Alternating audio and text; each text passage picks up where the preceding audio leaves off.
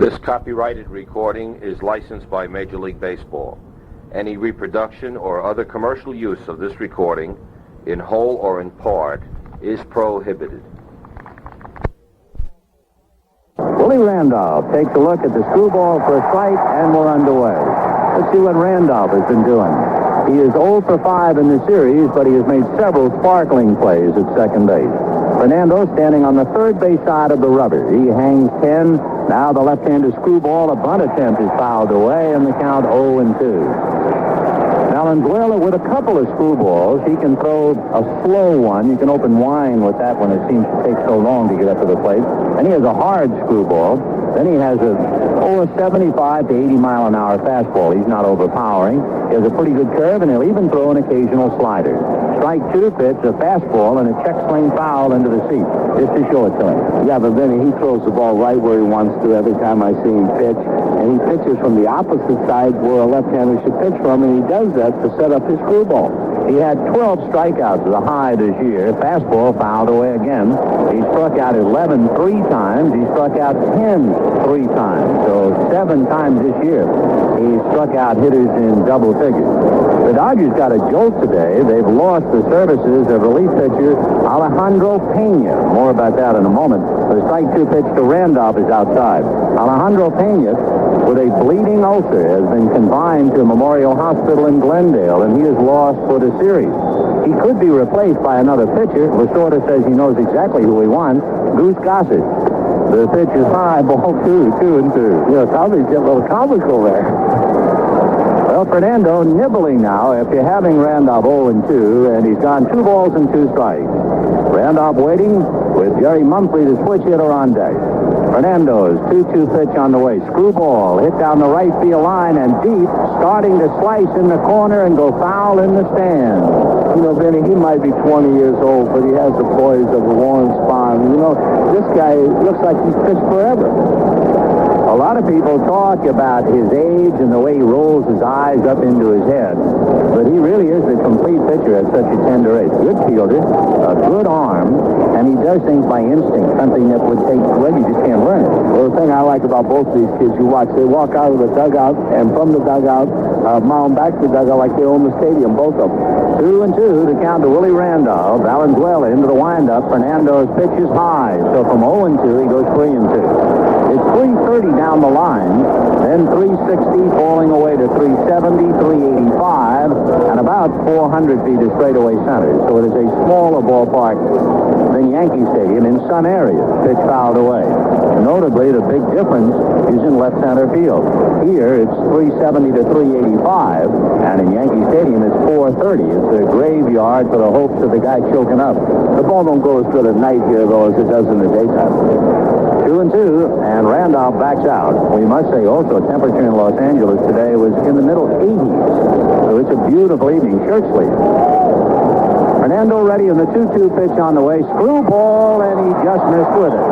That reminds us, as Randolph goes to first, Valenzuela walks behind the mound. He didn't even want to look at the plate. Terry Cooney of the American League is the plate umpire. Doug Harvey at first, Rich Garcia at second, Dick Stello at third, with Barnett and Colosi on the line, and Fernando acted like he thought surely he had strike 3. You know, Benny, that's what a fallacy I told you about. The high ball league, that's not so. Umpires over there are the same as they are in the National League. The batter now is Jerry Mumphrey, hitting right-handed, runs up on a fastball as if to bunt, and the count 0-1. Mumphrey, from the right side of the plate, is 2 for 2, and he's 0 for 3 hitting left-handed. If you were managing against Valenzuela, would you think about using left-hand hitters just to take the screwball away from him? No, I think about going the other way with him, trying to hit the right field, looking to right all the time. Throw to first base, and Willie Randolph back on the bag. Just the start. We're breaking the seal on Game 3. You notice what Valenzuela does when he goes to first. He uses his knee. His foot doesn't cross the plane. His knee crosses the plane. Fernando again going to first base, and once more Randolph back to the bag. Mike Ferraro coaching at first, and over at third, Joe Altobelli. Fernando out of a stretch. Eyeballing Randolph now to the plate. Screwball fouled away, so he went 0-2 on Randolph and then nibbled and walked him, and he comes right back 0-2 on Jerry Mumphrey. Fernando, by the way, The wildest game he had this year was way back in May. He walked 6. Twice he walked 5, but by and large, 3 walks would be a lot for him in one game. 0-2 to count to Jerry Mumphrey. Fernando back to the plate. Fastball that tied him up, and Mumphrey got a piece of it and fouled it off to the right out of play. For the Dodgers, of course, just about a do-or-die effort. They figured it out that 79% of the time, the team that wins the first 2 games in the World Series goes on to win it all. However, only 6 of the last 12 have done it. The strike 2 pitch, ground ball back to third, backhanded by Say, goes to Lopes just ahead of a diving Willie Randolph, and holding at first is Jerry Mumphrey. So Say backhanding the ground ball, it was not hit very hard. They wouldn't have gotten a double play anyway. So Randolph is erased at second base, and with 1 out, Dave Winfield coming up. Winfield is 0 for 7 in the World Series. How does he hit off-speed pitches? I'm thinking now particularly about Valenzuela with the screwball. It's the one guy I'd want to be careful with. He likes that off-speed stuff. He'll hit slow stuff extremely well. You have to power to him, and I don't believe Valenzuela's going to be able to power to him, and this is the guy I would be very much afraid of in this ballgame tonight. So Dave Winfield at the plate. Big Dave in the last game went 0 for 4. Fernando out of a stretch. A look at first, comes with a fastball low, ball 1, and immediately Dave Winfield wants plate umpire Terry Cooney to look at it, and he throws it out. 1-0 to count to Winfield. I can see why it's hard to get a jump off of Fernando. He's like McGregor over at Baltimore. If that foot crosses the plane, you have to go to the plate. If it crosses the rubber, he uses his knee the same way as McGregor. It's very hard to read. 1 ball and no strikes to count. Fernando back to the plate. Fastball low. Ball 2, 2-0. Do the Yankees play hit and run at all with Winfield? No, not too much. If he's going to steal, he'll be stealing on his own over there. So Mumphrey, who has good running speed, held on by Garvey. Outfield very deep and around the left. They give Winfield just about all the right field. Fernando at the belt. Yeager trying to help out behind the plate. And the pitch outside. Ball 3. So Winfield going to take a look at Joe Altobelli, and we'll see if they let him rip 3-0. Should have been ball 4. You know, after he threw that pitch, he went directly to his mouth. Nobody said a word. Oh. 3 balls and no strikes to count to Dave Winfield. Mumphrey at first, 1 away in the first inning, and we're just starting out. Fernando at the belt, checking the left-hander back low. So 4 fastballs missing. He has walked 2 in the first inning, which is a very shaky way for him to start. And the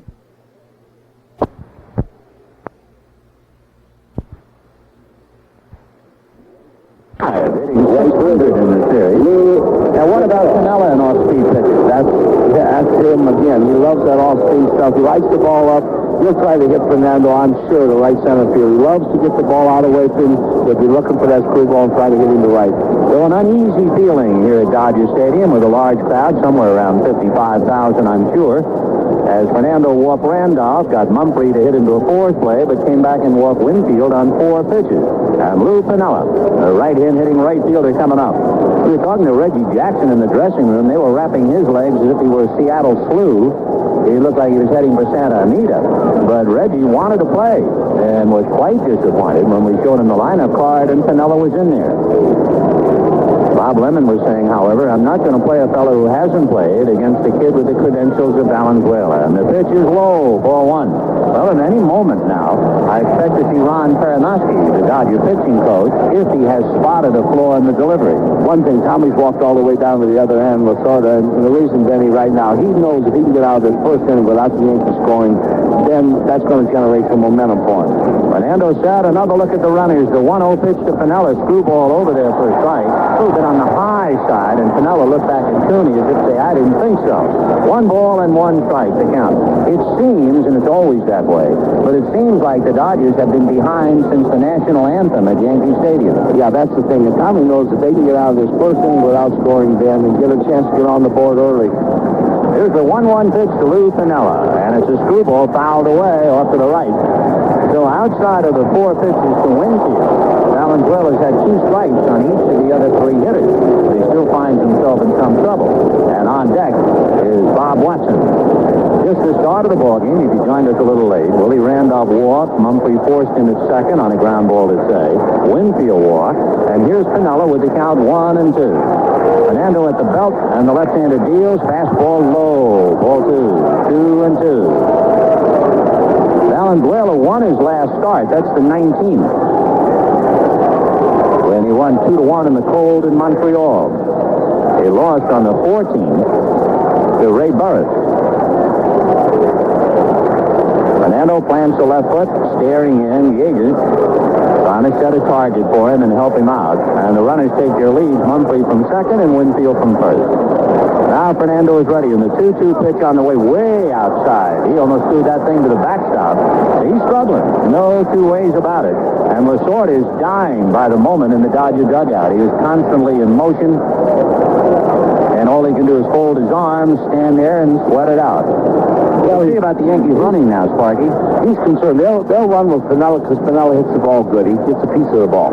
All right, the runners leading with one out, Mumphrey and Winfield. Fernando checking. The runners go, and the pitch is grounded foul outside of third. And I think he swung at ball 4 from up here. He swung at ball 4, but, the 3-2 is something about it. You don't like to take a pitch close. And then what I was going to say about Tommy just knows that Valenzuela is like he's invincible here at Dodger Stadium, and he does not want any runs scored in the first inning off it. It brings up the point that Fernando, who was 13-7 during the year, was 7-2 at Dodger Stadium, and his earned run average here was 1.5. He pitched exceptionally well here before the home folks. But he's struggling now. The runner's ready. The runners go. The screwball is a ground ball to Russell. He'll go to Lopes. They get one. The throw on a bounce to Garvey. Double play.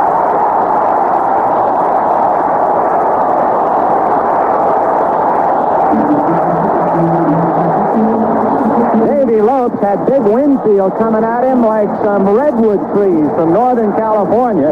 Lopes had to back off second base and throw on a bounce, but it was in plenty of time to get Piniella. On the double play, a man left, and at the end of half an inning, the Yankees nothing, and the Dodgers coming up.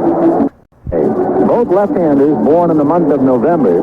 Fernando will be 21 on November 1, and Righetti will be 23 on November 28th. He's 6'3", 198-pounder, acquired from the Texas Rangers. He is certainly like Valenzuela, the top Rookie of the Year candidate in the American League. He had a disappointing season in AAA ball in 1980, suddenly found his control early this year, and they called him up the 21st of May. He won his first game against Cleveland, and he is really rolling as he won 8 and lost 4.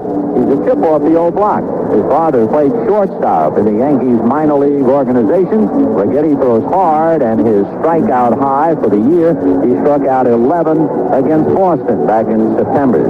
What did he do in the playoffs?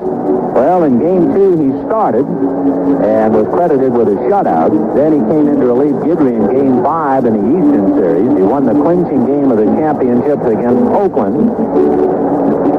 So we'll take a look at him right now as he tunes up to Rick Cerrone. The infield is Bob Watson and Willie Randolph, Larry Milbourne and Aurelio Rodriguez at third, Dave Winfield in left, Jerry Mumphrey in center, and Lou Piniella around in right. So Righetti is ready, and the Dodgers will send up Davey Lopes, Bill Russell, and Dusty Baker.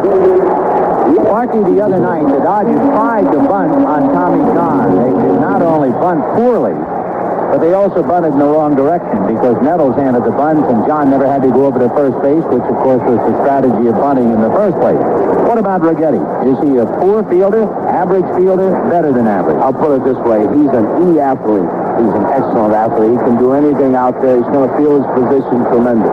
Well, Davey Lopes, who is not a bunter, is also 0 for 6 in the World Series. And Lopes waiting, Righetti delivers, and the fastball powered in there for a strike. If you wonder about a couple of the Dodgers and what they did against the left-handers, Lopes had 4 home runs against them this year, but he had a thoroughly forgettable season.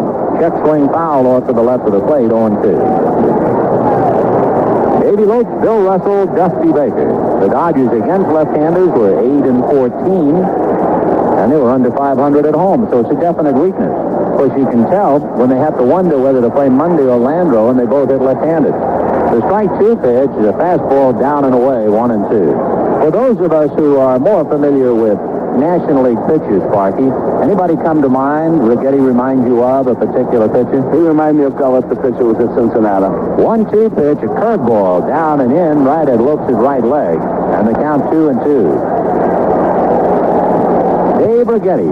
His mom and daddy here, we understand, just to give him a little extra adrenaline if he needed it to be pitching in the World Series.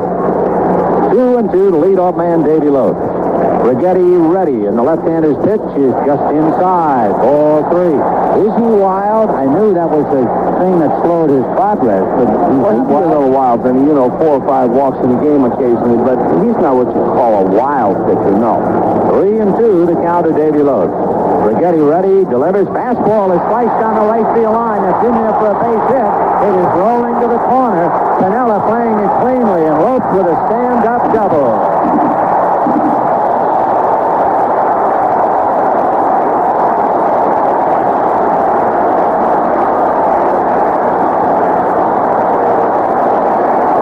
So Davey Lopes hit a 3-2 fastball into the right field corner.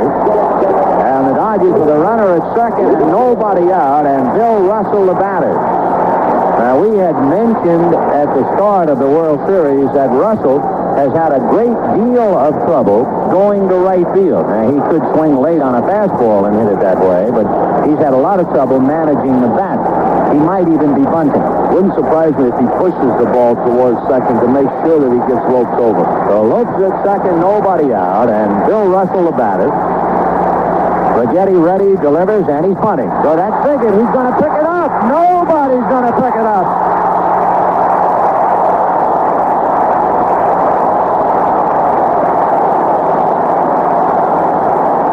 Well, Sparky, as you said, he was running towards second base, and Righetti seemed confused. The ball got by him. Of course, Watson was coming to the plate, and Randolph was breaking the cover first, and the ball was in no man's land. Well, I think what's really happened to Eddie at this point is Vinny, the first game of the World Series, his first inning, and I think you're right. I think he's a little lost out there. So first and third, nobody out. And now Dusty Baker coming up, and Baker was a big hitter against left-handers during the regular season. It doesn't really apply when you think about World Series competition, but at least we should point it out.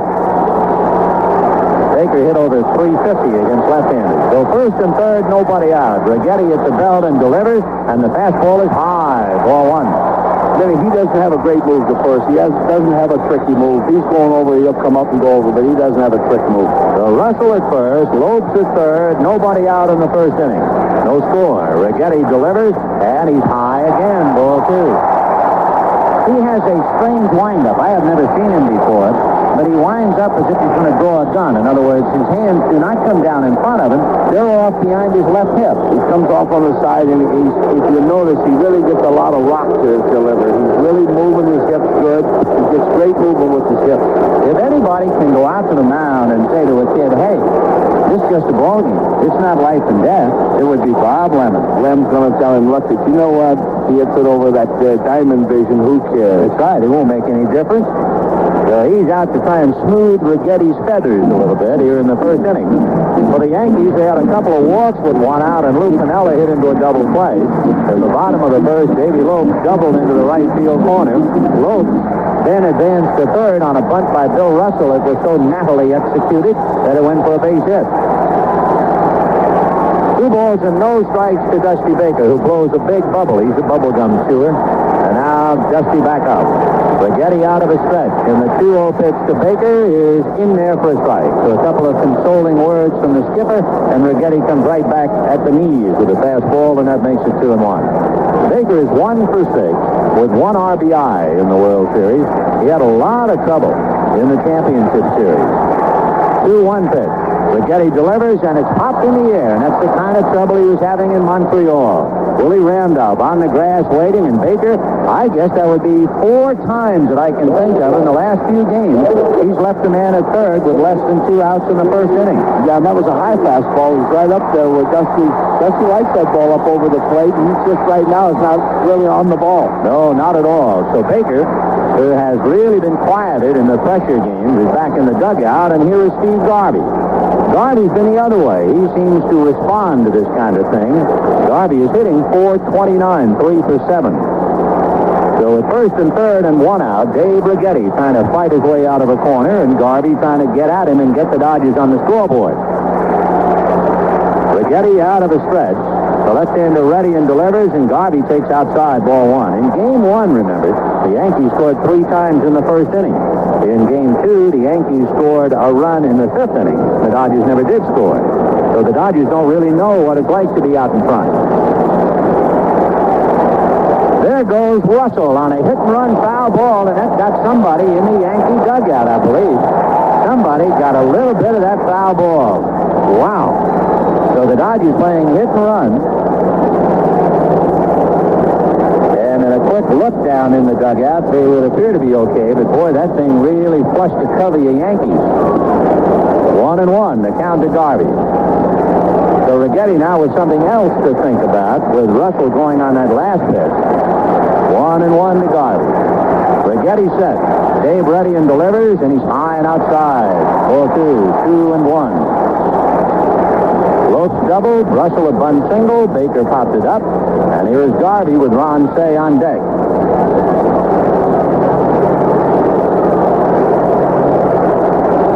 Dave Righetti coming up 23. The young left-hander's 2-1 pitch. Garvey hits it foul off to the right out of play, and Righetti now with 2 strikes on Garvey. He's throwing good, but he's up a little bit, and Garvey loves that ball up over the plate. Davey Lopes coming down the line from third, Bill Russell at first. Righetti looks down the barrel to get a sign from Rick Cerrone, the young Yankee catcher, shuffling his cards behind the plate. No score, just the start of things. Spend a little time with it. We're in the bottom of the first. 2-2 pitch, and Garvey swings and fouls it away again. A new supply of baseballs being brought up to Terry Cooney, the plate umpire.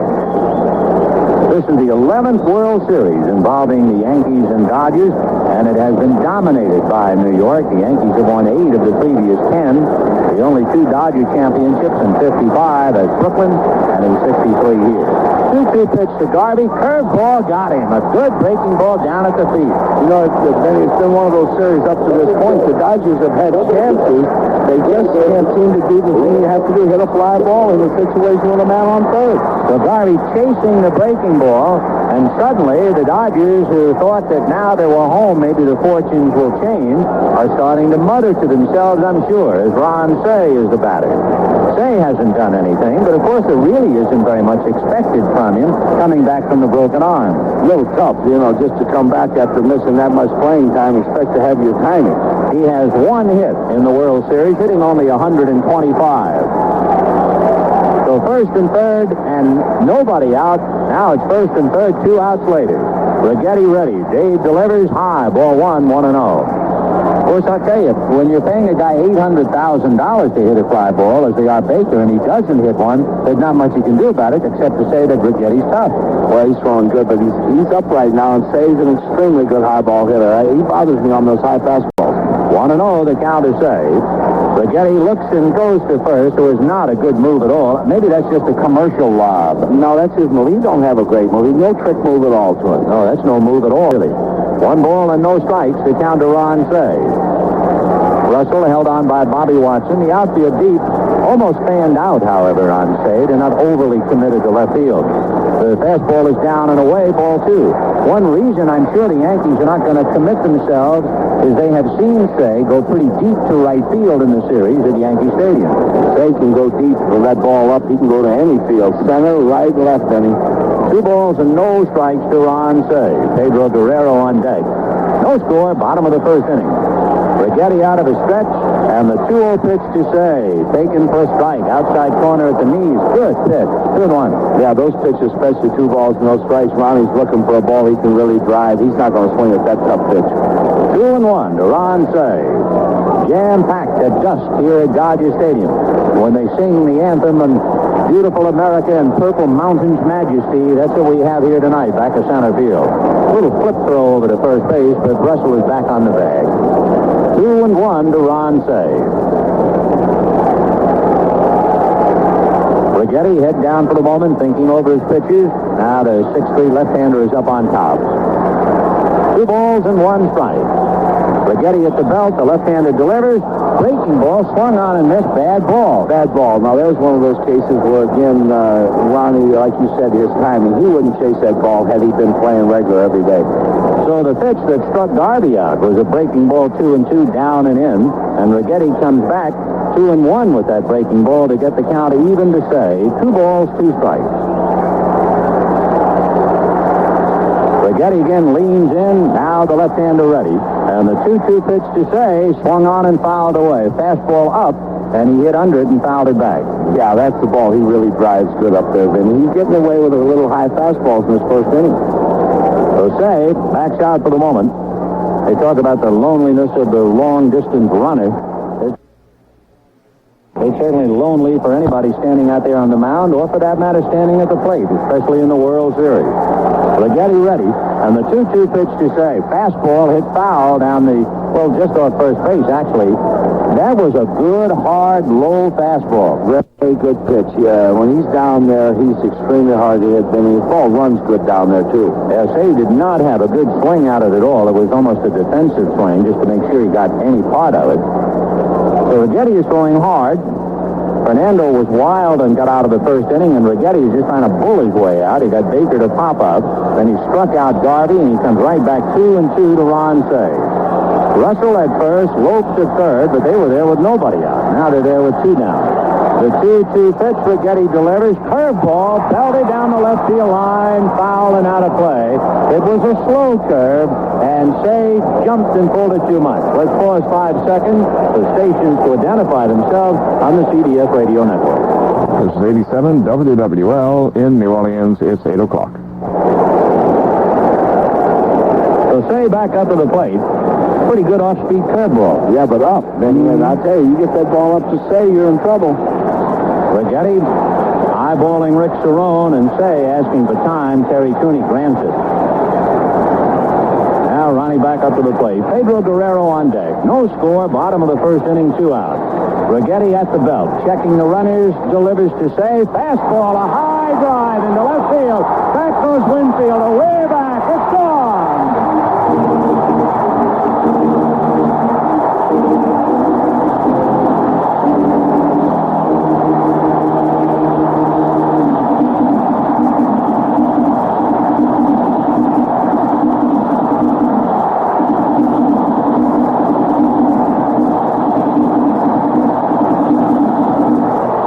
You, Benny, you get the ball up to him, and I'll tell you, he'll show you why you shouldn't get it up to him. It's amazing the sequence of pitches. He came with a very good breaking ball that was swung on and missed. Then he came with a good low, hard fastball that was fouled off. Then the slow curve, which was pulled too much. And then the high fastball that was hit downtown. I've seen him hit more good high fastballs out of the ballpark than you ever want to see in 9 years. And Say is taking a curtain call. That's a habit here. They want him to come out, and he does. 3-0 Dodgers in the first inning, and here's Guerrero. And he looks at a high fastball. Ball 1. So for the first time, the Dodgers find out what it's like to get out in front. The Yankees, remember, scored 3 in the first inning against Jerry Royce. Guerrero fouls it away, 1-1. Pedro, coming off a very bad series with the bat in Montreal. He's just a kid, a lot of pressure on him, and he's 0 for 7 in the series. Righetti into his wind-up and the 1-1 pitch. Change, and that's fouled away. That's the first straight change he's thrown. First straight change. I was going to say, Benny, Say's home run is going to relieve a lot of pressure on Guerrero and a lot of other people out there. Now they'll relax a little bit. 1-2 to count to Pedro Guerrero. Dodgers 3, Yankees nothing in the first inning. Righetti ready. The young left-hander delivers. Fastball tied him up, and Guerrero fouled it back. He was lucky to get a piece of it.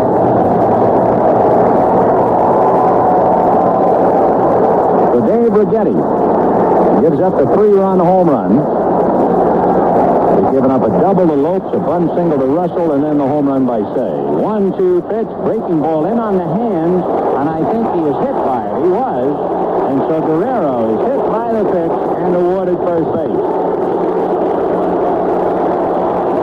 I don't know what that was, whether it was a fastball that ran in or a little bit of a slider. I thought it was a fastball that ran in right on him. It just ate him up. It came in hard and got him just under the hands and skinned the elbow. hit by the pitch, and Rick Monday coming up. Monday is 0 for 5 in World Series competition.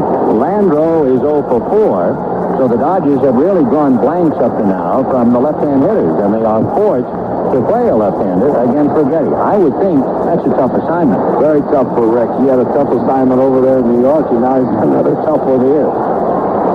He only had 9 at-bats during the regular season against left-handers. He made the most of it. He was 3 for 9. Righetti delivers, and the pitch is low and away. Ball 1, 1-0. Now, the Yankee bullpen begins to stir back of right field. So, in a moment, we'll be able to pick them off. There's a television camera down there which makes spotting the number difficult. Here's a pitch to Monday, breaking ball outside. I think it's George Frazier. That's who it should be. George Frazier, the right-hander in the Yankee bullpen. 3-0 Dodgers in the first inning. 2 balls and no strikes to Rick Monday, and we get official confirmation that it's Frazier. 2-0 to Rick. Righetti has a look and goes to first.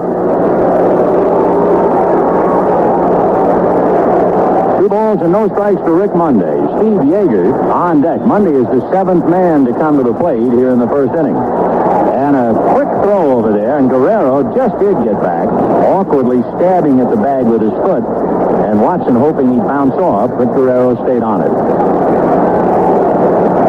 Monday, of course, the hero in Montreal on that rainy Monday. Is a 2-0 pitch to Rick. Swung on and missed, 2-1. I can remember when he'd come here with the Cubs, and we talk about rainy days and Monday gets you down.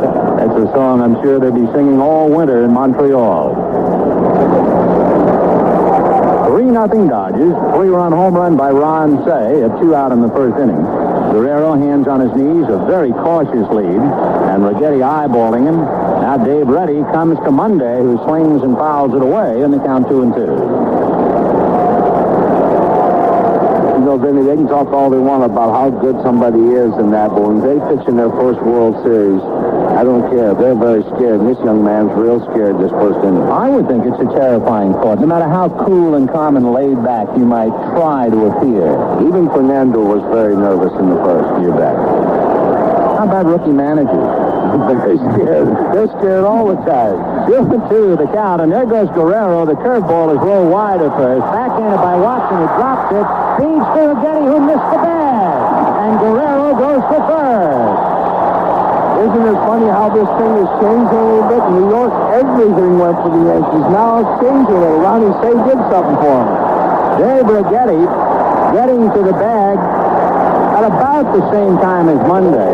Had Watson fielded the ball cleanly, why they get him easily. But Righetti never got there in time, and we're waiting to see how they ruled it. Remember, there are 3 official scorers. And it will go as a base hit. Now that is those are the same 3 men who called the ball that almost killed Davey Lopes-Sonera the other night. Well, consistency, thou art a jewel. These 3 are a zircon, I think. And Yeager pops it up. And Bob Watson looks up into the powder blue. Bobby waiting and puts it away, and that's that. So it's 3 runs on 4 hits. And at the end of an inning, Dodgers 3, Yankees nothing. Now we'll see about the Yankees coming back. In the great tradition of the Pinstripers, of course, 3-0 is nothing. Well, 3-0 is nothing, but I'll tell you one thing. They know Fernando's out there, and they want to get some runs quick back. Bob Watson, the first baseman, will start it off. He'll be followed by Rick Cerrone and then Aurelio Rodriguez. The Dodgers 3 runs, 4 hits, no errors. And the Yankees, on a couple of walks in the first inning, had Lou Piniella hit into a double play. And Piniella hit into the double play with 3 and 2 and the runners going. And Winfield tried to eat up Davey Lopes, but he was able to get the double play ball to Garvey. The pitch to Bob Watson is a strike, and the count 0-1. Bob is hitting .571. He's having a big series, 4 for 7. Of course, you remember the home run he hit off Royce to right center field. Strike one pitch to Bob, screwball, and that's hit to dead center. Going in on the ball is Guerrero, and it's going to go in the seats for a home run. Yeah, but you see where the ball was, Benny. That's what I'd say. Fernando in the first inning was up with most of his stuff, as Righetti was. Fernando was scared up and over the plate. You can't throw anybody up there and expect not to get a chance for that ball to go in the seat. That's how hard Bob Watson hit the ball. Pedro Guerrero, the center fielder, started in on it, and the ball went over the 395 sign. I mean, he mashed it. Well, I knew he hit it good, and when Pedro started in, I said, oh, my goodness, and then the ball just took off. So a home run by Bob Watson wakes up the Yankees immediately, and it is 3-1 Dodgers. And the batter is Rick Cerrone, the right-hand hitting catcher. Cerrone in the series is 0 for 5. He has a look at a strike, and the count 0-1. So Bob Watson hit a home run, his first at bat in World Series competition, and remember, he's a Los Angeles boy, and he hits a home run here at Dodger Stadium, and Cerrone drives one down the left field line into the lower deck railing, bouncing back onto the field. Baker throwing into Lopes, not in time. It's a double for Cerrone, and here come the Yankees.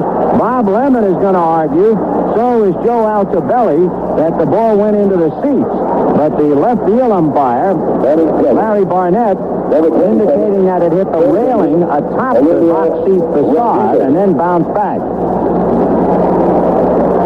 And Lemon is listening right now. Line drive that almost carried in the seats, and as soon as they explain, immediately there is no further word.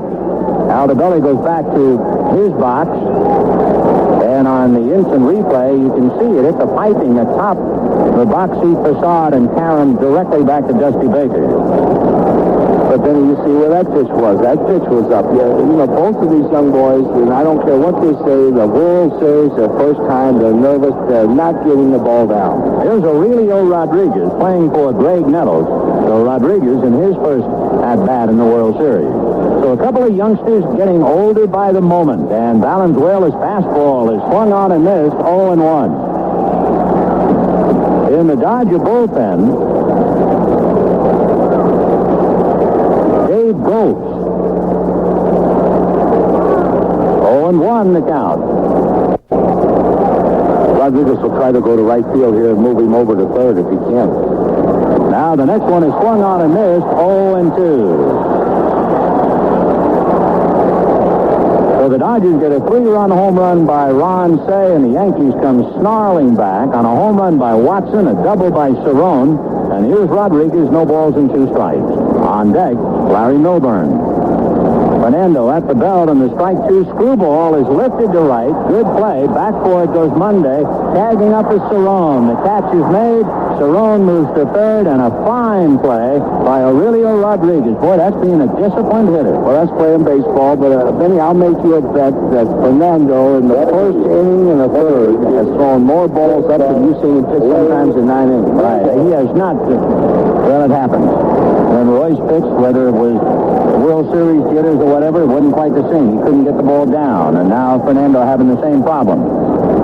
Would the Yankees squeeze with this combination if you were managing against them with Milburn coming up? Would you think about a squeeze play? They won't squeeze here, I'll tell you that with the Yankees. That isn't their style this early in the ballgame. Cerrone at third with 1 out, and Milburn fouls it away. 0-1 the count. Cey is up. However, Garvey, Lopes, and Russell are back. It's 3-1 Dodgers, top of the second inning. And Dave Righetti on deck. Home run by Watson, a double by Cerrone. Rodriguez, a long fly ball to right to get Cerrone to third. Strike 1, fastball high and outside. 1-1. Fernando's got to do one thing here. He's got to stop them from scoring that run on third. He's got to strike out Milburn here. This is a key part of the ballgame. 1-1 the count. You know, the hitters are not swinging and missing. They're getting a piece of it almost every time. The 1-1 pitch, fastball outside. Ball 2, 2-1.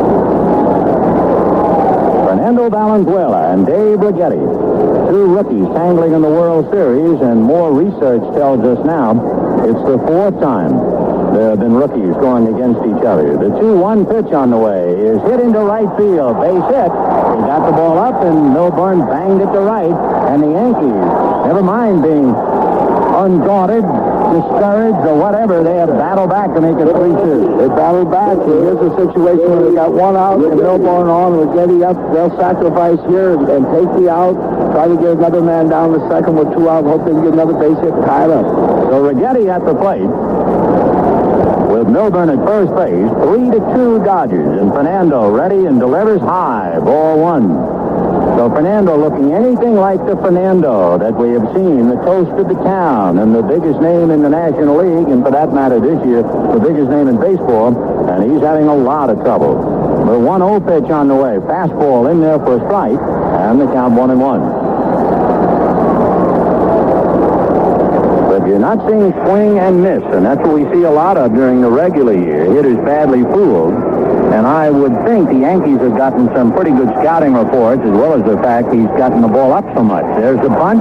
Down to get it is Darby. He throws to Lopes, and suddenly the tying run is at second base with 2 outs. What they have done, Benny, if you notice, Watson hit the ball dead center or just to the right of center, went the other way with him. Milburn went the other way. Rodriguez hit the ball that moved him over the third fly ball to deep right, going the other way. Cerrone's the only man. He got a fastball in and up, and he pulled that. What they're doing is trying to hit him dead back through the middle. Don't get fooled by that screwball.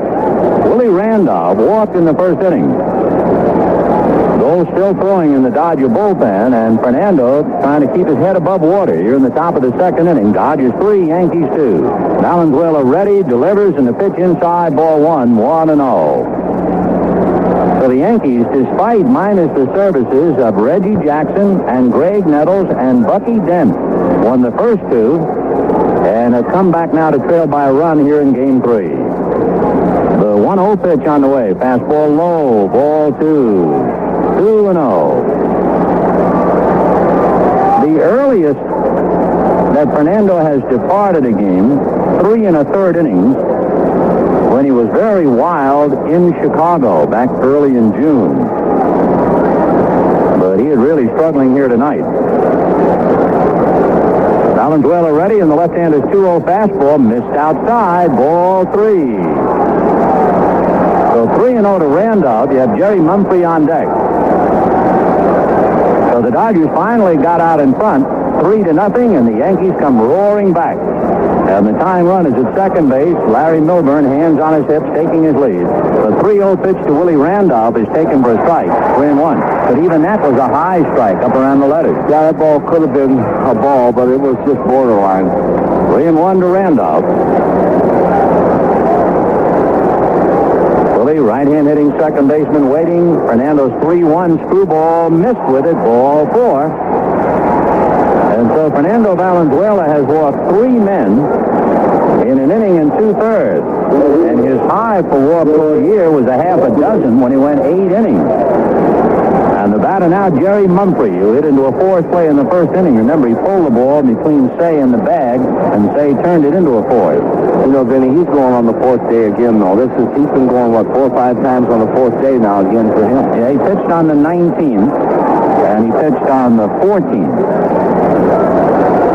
Fernando set at the belt, ready and delivers, and a breaking ball over for a strike, 0-1. So 2 on, 2 out. 3-2 Dodgers, top of the second inning. Los Angeles holding its collective breath right now. And Fernando again, a look at the runners. The strike 1 pitch. High, very high, 1-1. The one thing he doesn't want to do is get to Winfield in this inning, because Winfield can hurt you by hitting the ball right out of the ballpark. 1-1, the count to Mumphrey. And of course, Dave Winfield is on deck. A light breeze blowing from left to right. The 1-1 pitch, fastball, fouled away. 1-2. When Fernando won at Montreal in 8 2/3 innings, he walked 3, struck out 6, and allowed 1 run. In fact, in all of the postseason games, his high was 3 walks, and he has already walked 3 in an inning and 2/3. Randolph at first, Milburn at second. The 1-2 pitch swung on and fouled back. So it's still 1-2. He's still up, Vinny. He just can't seem with 2 strikes to make the pitch he has to make, getting that ball down. Well, you kept saying Righetti was up, and sooner or later he's going to get trouble. And now we see Valenzuela struggling. 1-2 to Jerry Mumphrey. Dodgers 3, Yankees 2 with 2 out, top of the second inning. Fernando hands it aside, staring into Yeager, and Mumphrey, tired of waiting, and backs out.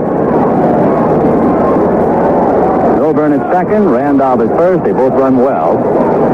And Fernando comes back, 1-2, fastball low, ball 2. That's the pitch he had him all set up for, and he had it too low. That's a very good pitch over there. Now he's still 2-2. Now he can throw that screwball, and if he'll make that screwball bad, I think he'd chase it. So Jerry Mumphrey, the switch hitter, batting right-handed. Fernando out of a stretch, and the 2-2 pitch on the way, screwball, and a comebacker. Fernando has it over to Garvey. However, the Yankees come right back with a single-double home run. They get 2 runs and lead 2, and at the end of an inning and a half, Dodgers 3, Yankees 2. Well, we'll see now in the bottom of the second inning if Dave Righetti has settled down. He no doubt was battling nerves in the first inning. So the rookies go after each other, and Righetti delivers, and the fastball over for a strike, 0-1. Valenzuela, a pretty good hitting pitcher this year. In fact, he won a couple of his own ball games. Righetti comes back to him, 0-1. Fast one swung on and missed, and the count 0-2. Valenzuela hit .250 during the regular year. He had 7 RBIs, and 2 of them were game-winning RBIs. And he backed out to tie the laces on his right shoe. 0-2 to count. Dodgers 3, Yankees 2. Bottom of the second inning. The one thing I like about Tommy Lasorda, I like the way he gets enthused down in the dugout, and the way he gives his club a lot of encouragement. A lot of people say, oh, well, he's all the time. I like to see a guy that's all the time encouraging his ball club. Yeah, he's really been blessed with that gift of enthusiasm. You pay a price for it, I guess it eats a hole in you, too. The strike 2 pitch on the way is outside, ball 1, 1-2. You talk about the existence of peaks and valleys in a baseball career. For someone with boundless enthusiasm, that's a lot of adrenaline. The 1-2 pitch fouled away. I tell you, knowing Tommy, though, and spending all the years he spent in the minor leagues, Ben, he's so appreciative of being in the big leagues. He don't care if he dies 1,000 times. You have trouble sleeping? You do? No, I don't have no trouble sleeping, but I won't say never. Here's the 1-2 pitch to Valenzuela. Off speed, fouled away. Got it in on the hand. Valenzuela staggered back on his heels and fouled it off. Still 1 ball, 2 strikes.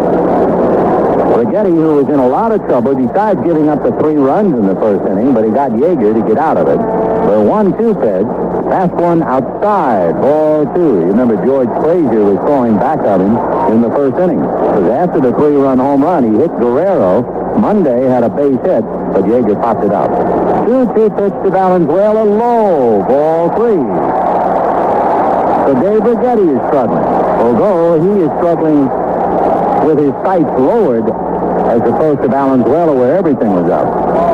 Righetti head down, thinking over his pitches. Now he's up on top and looks into Cerrone. The 3-2 pitch to Valenzuela is low, ball 4. A question, it's very early in the game.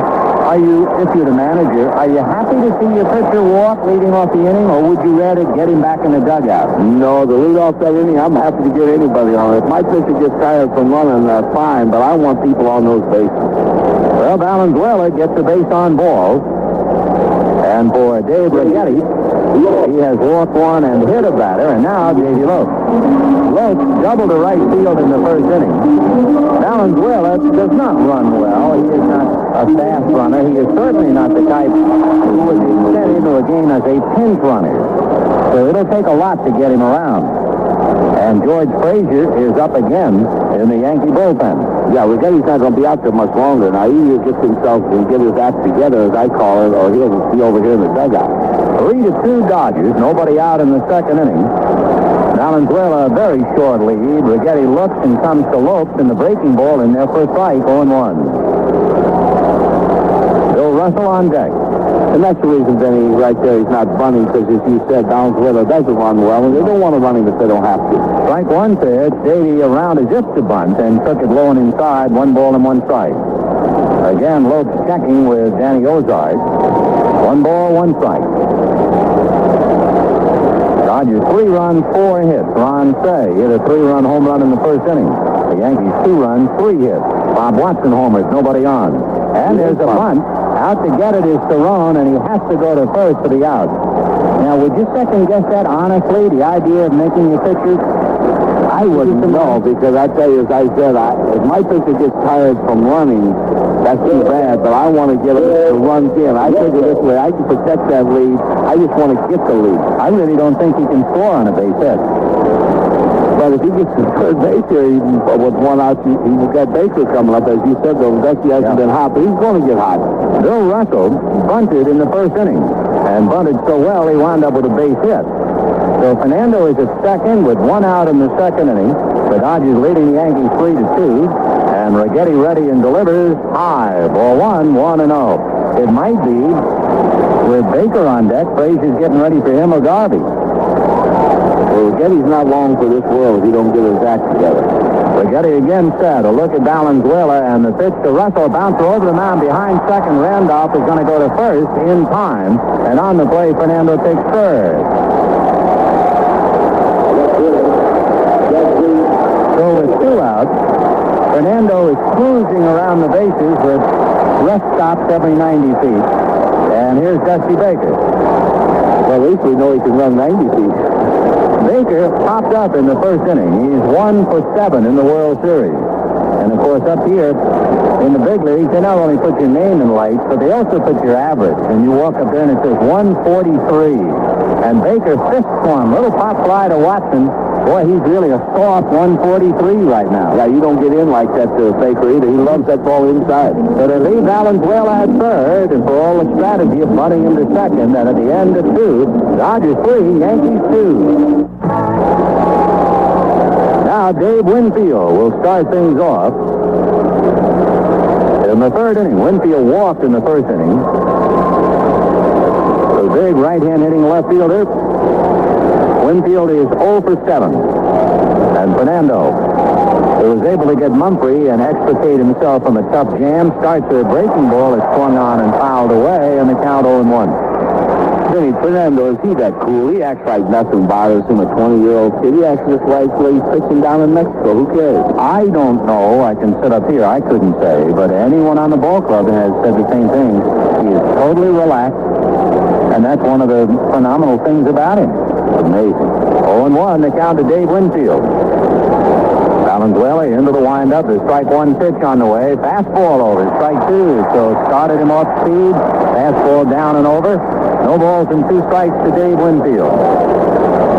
You know, the researchers found that Whitey Ford and Bob Miller were rookies who started against each other in the 1950 World Series. Here's the strike 2 pitch to Winfield. Very high and outside, ball 1. And they thought this was only the second time. But now they find out that Gene Bearden of Cleveland and Vern Bickford of Boston back in 1948. And also Dick Hughes of the Cardinals, Gary Wazlewski of the Boston Red Sox in 1967.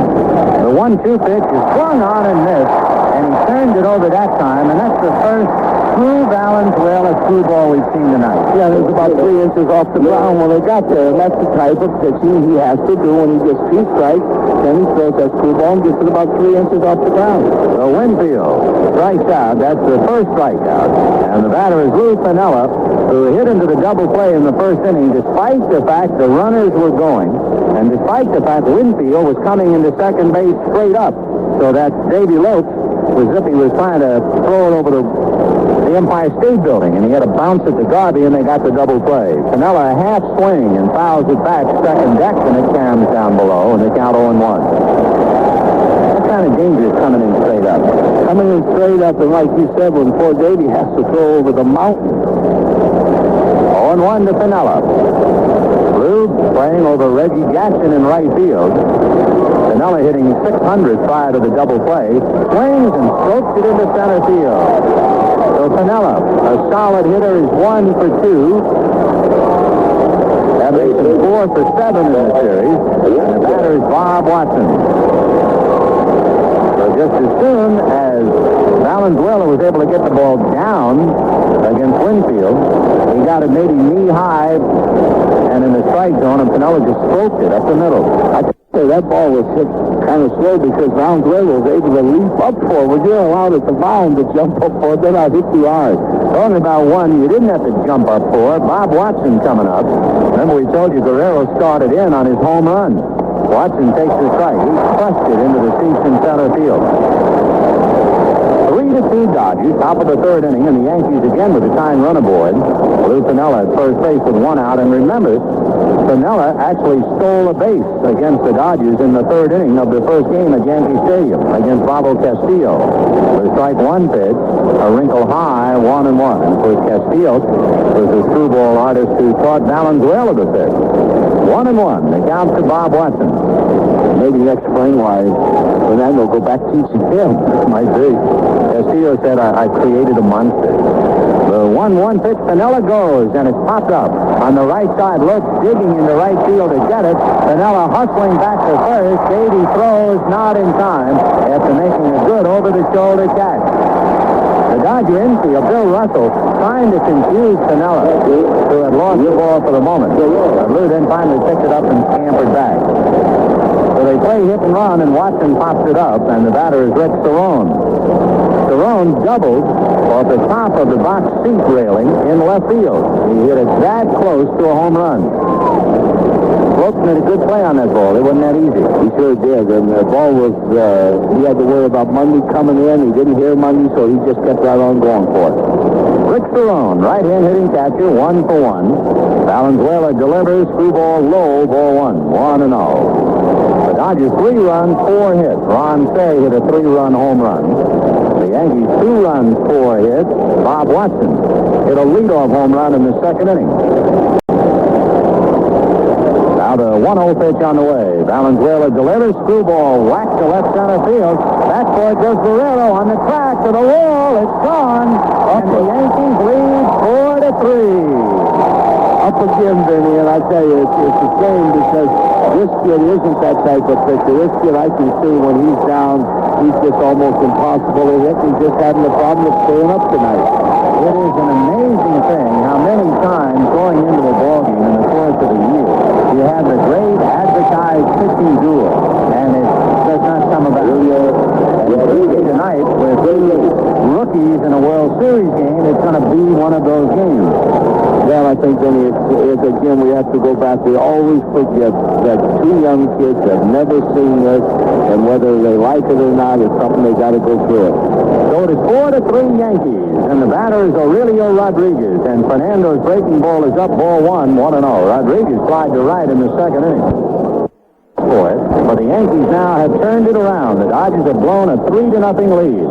The screwball is over for a strike, 1-1. That ball there for Guerrero would have caught that ball in Yankee Stadium. That ball never had a chance to go out. Home runs by Watson and Cerrone, and one by Ron Cey have made it 4-3 New York. And the pitch high.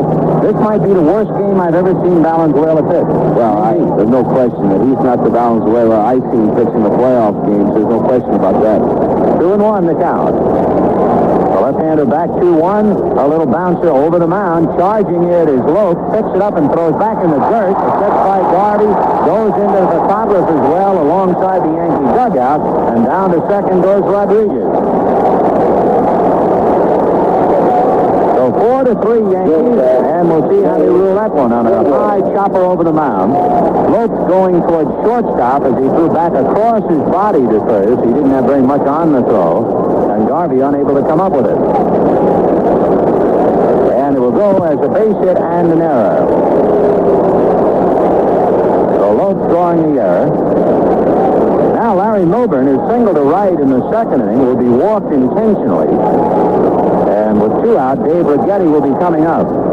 And Valenzuela, with this intentional walk, to show you what kind of a game he has been, he has walked 4. He has allowed a half a dozen hits. He has allowed 2 home runs and a double.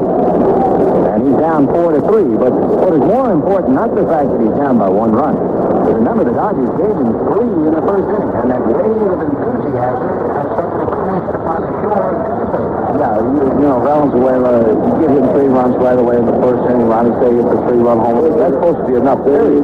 But it's not supposed to disappear on you in the third inning. I mean, it's gone. And here is Righetti, who sacrificed in the second inning. Dave hits as he throws, left-handed all the way. The Dodgers have Garvey, Say, and Guerrero in the bottom of the third. Fernando out of the stretch, looks at the runners, and delivers. Breaking ball for a strike, and the count 0-1. The Yankees 4 runs on a half a dozen hits. The Dodgers 3 runs, 4 hits, and 1 error. Valenzuela set. Now the strike 1 pitch on the way. Swung on and missed, strike 2. Rick Russell will pitch tomorrow for the Yankees. The Dodgers will pitch either Bob Welch or Jerry Royce. If Welch is not used tonight in relief, he'll start tomorrow. The strike 2 pitch, swung on and missed, and the inning is over. But for Valenzuela, it lasted a lifetime. He winds up with 2 strikeouts, but he also gives up 2 runs, 3 hits. There was an error, and 2 left. The Yankees, have left 5, so they could have torn this thing wide open. At the end of 2.5 innings, the Yankees 4, Dodgers 3. Thank you, John Bohannon. We move into the third inning. The Yankees coming from behind. They were down 3-0. But the Yankees now lead the Dodgers 4-3.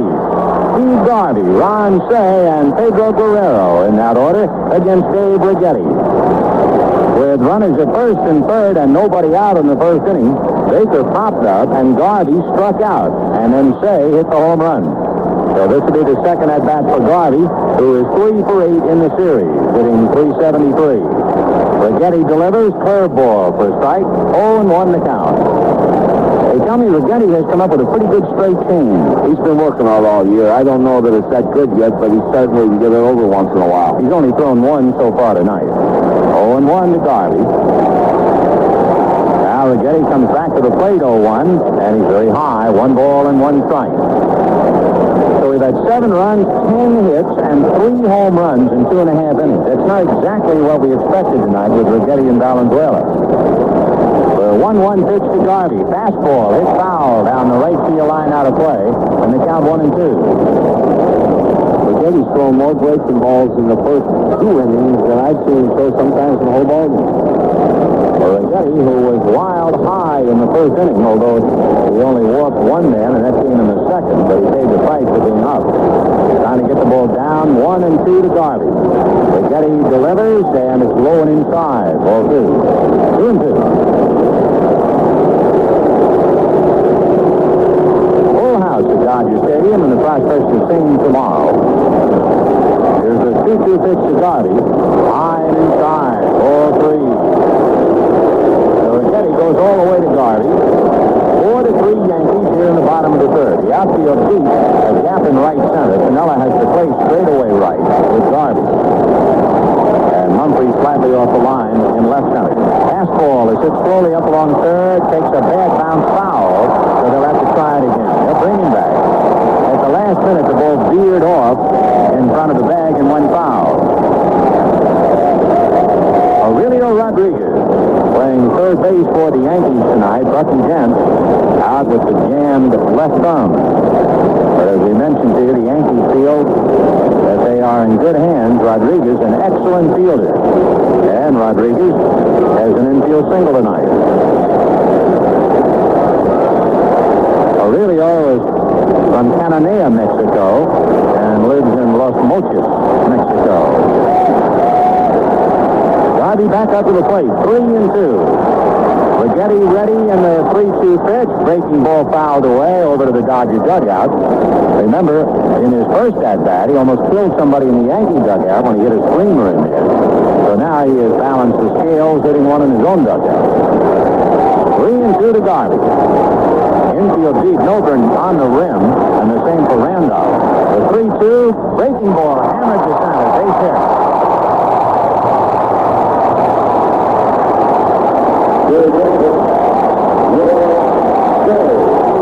So the Dodgers now have 5 hits, and they're moving around in the Yankee bullpen again. As Ron Say comes up, and George Frazier gets up again in the Yankee bullpen. So the Dodgers had Dave Goltz up a couple of times.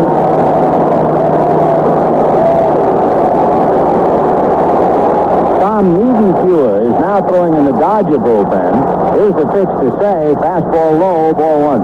So it might be, if they get a rally going, they will hit for Fernando as Niedenfuhr, right-hander throwing in the Dodger pen. Garvey with a base hit, got a breaking ball. And the 1-0 pitch to Ron Say. Righetti delivers a little low. Ball two. 2-0. I get a feeling that we're going to have a short exit here real quick. This might be one of those wild ones. 2-0 to Say. Unloaded. A 3-run home run in the first inning, scoring Lopes and Russell ahead of him. Now the 2-0 pitch to Ron. Righetti delivers high and outside. Ball three. We've mentioned this throughout the first two games. Say is probably the most disciplined of all the Dodger hitters. So he could be allowed to swing 3-0, but they leave it up to him as far as whether he wants to hit a strike in that certain spot. The left-hander ready, and Righetti's 3-0 pitch to Say, taken for a strike. 3-1 hand, he's acting like he thought it was ball four. I think Ron thought the ball was high. 3-1, the count to Say, who is not ready to hit. Slowly back up to the plate and walks out again. Right hand on his hip, looks down at Ozark. And I know they give him the green light 3-1. Garvey, a short lead held on by Bob Watson. Righetti will look at him. The pitch to Say, backed him away, ball four. Well, I tell you one thing. This is not a game for the managers, but the fans love it. Well, the fans love these kind of games, but managers, this is where the ulcers really start to get yourself started working good. Bob Lemon slowly going out to the mound, and he says, that's enough. So George Frazier, the right-hander, will be called in the third inning. And, of course, for Dave Righetti, a bitter pill. You can understand, here's a kid born in San Jose. His mom and dad, probably a lot of friends in Northern California, come down to see him pitch in the World Series. And I'm sure it's a case of youth and trying too hard. Well, in both cases tonight, I think it's a great experience for him to find out that no matter how talented you are, no matter how good you are, the World Series is the greatest event that was ever made in any sport, and you have to learn to live with it when you're in it. Well, Dave Righetti walking into the dugout and coming in from the bullpen is George Frazier. While the new pitcher is warming up, let's pause for this. Here in the bottom of the third inning with the Yankees leading 4-3. The Dodgers scored 3 times in the first inning. Ron Say hit a 3-run home run. But the Yankees came back with 2 in the second. Bob Watson hit a home run. And then in the third, the Yankees had Rick Cerrone hit a home run with Lou Finello aboard. And the Yankees led 4-3. However, Dave Righetti, who has been just as shaky as Fernando Valenzuela, Righetti proceeded to give a single to Garvey, a walk to Say, and he's gone. So it means that Righetti, among other things, can't win because as a starting pitcher, he didn't go the required 5. He could have nothing to do with it if the Dodgers tie it up, or he could lose it if both runs score and the Yankees never get even again. So it'll be up to George Frazier. Frazier came over from the St. Louis Cardinals earlier this year. So the Dodgers know a little bit about him. And Frazier will be pitching to Pedro Guerrero. The Yankees are looking bunt. They pull up the corners, Watson and Rodriguez. And Guerrero around the bunt, and then takes outside ball 1. What kind of pitcher is Frazier? What kind of stuff do you remember? Pitcher, slider, ball pitcher. Pitcher, slider all the way. So George Frazier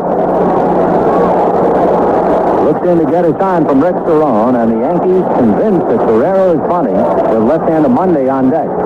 Now the 1-0 pitch, and Pedro tries to bunt, fouls it at the plate, and they count 1 ball, 1 strike.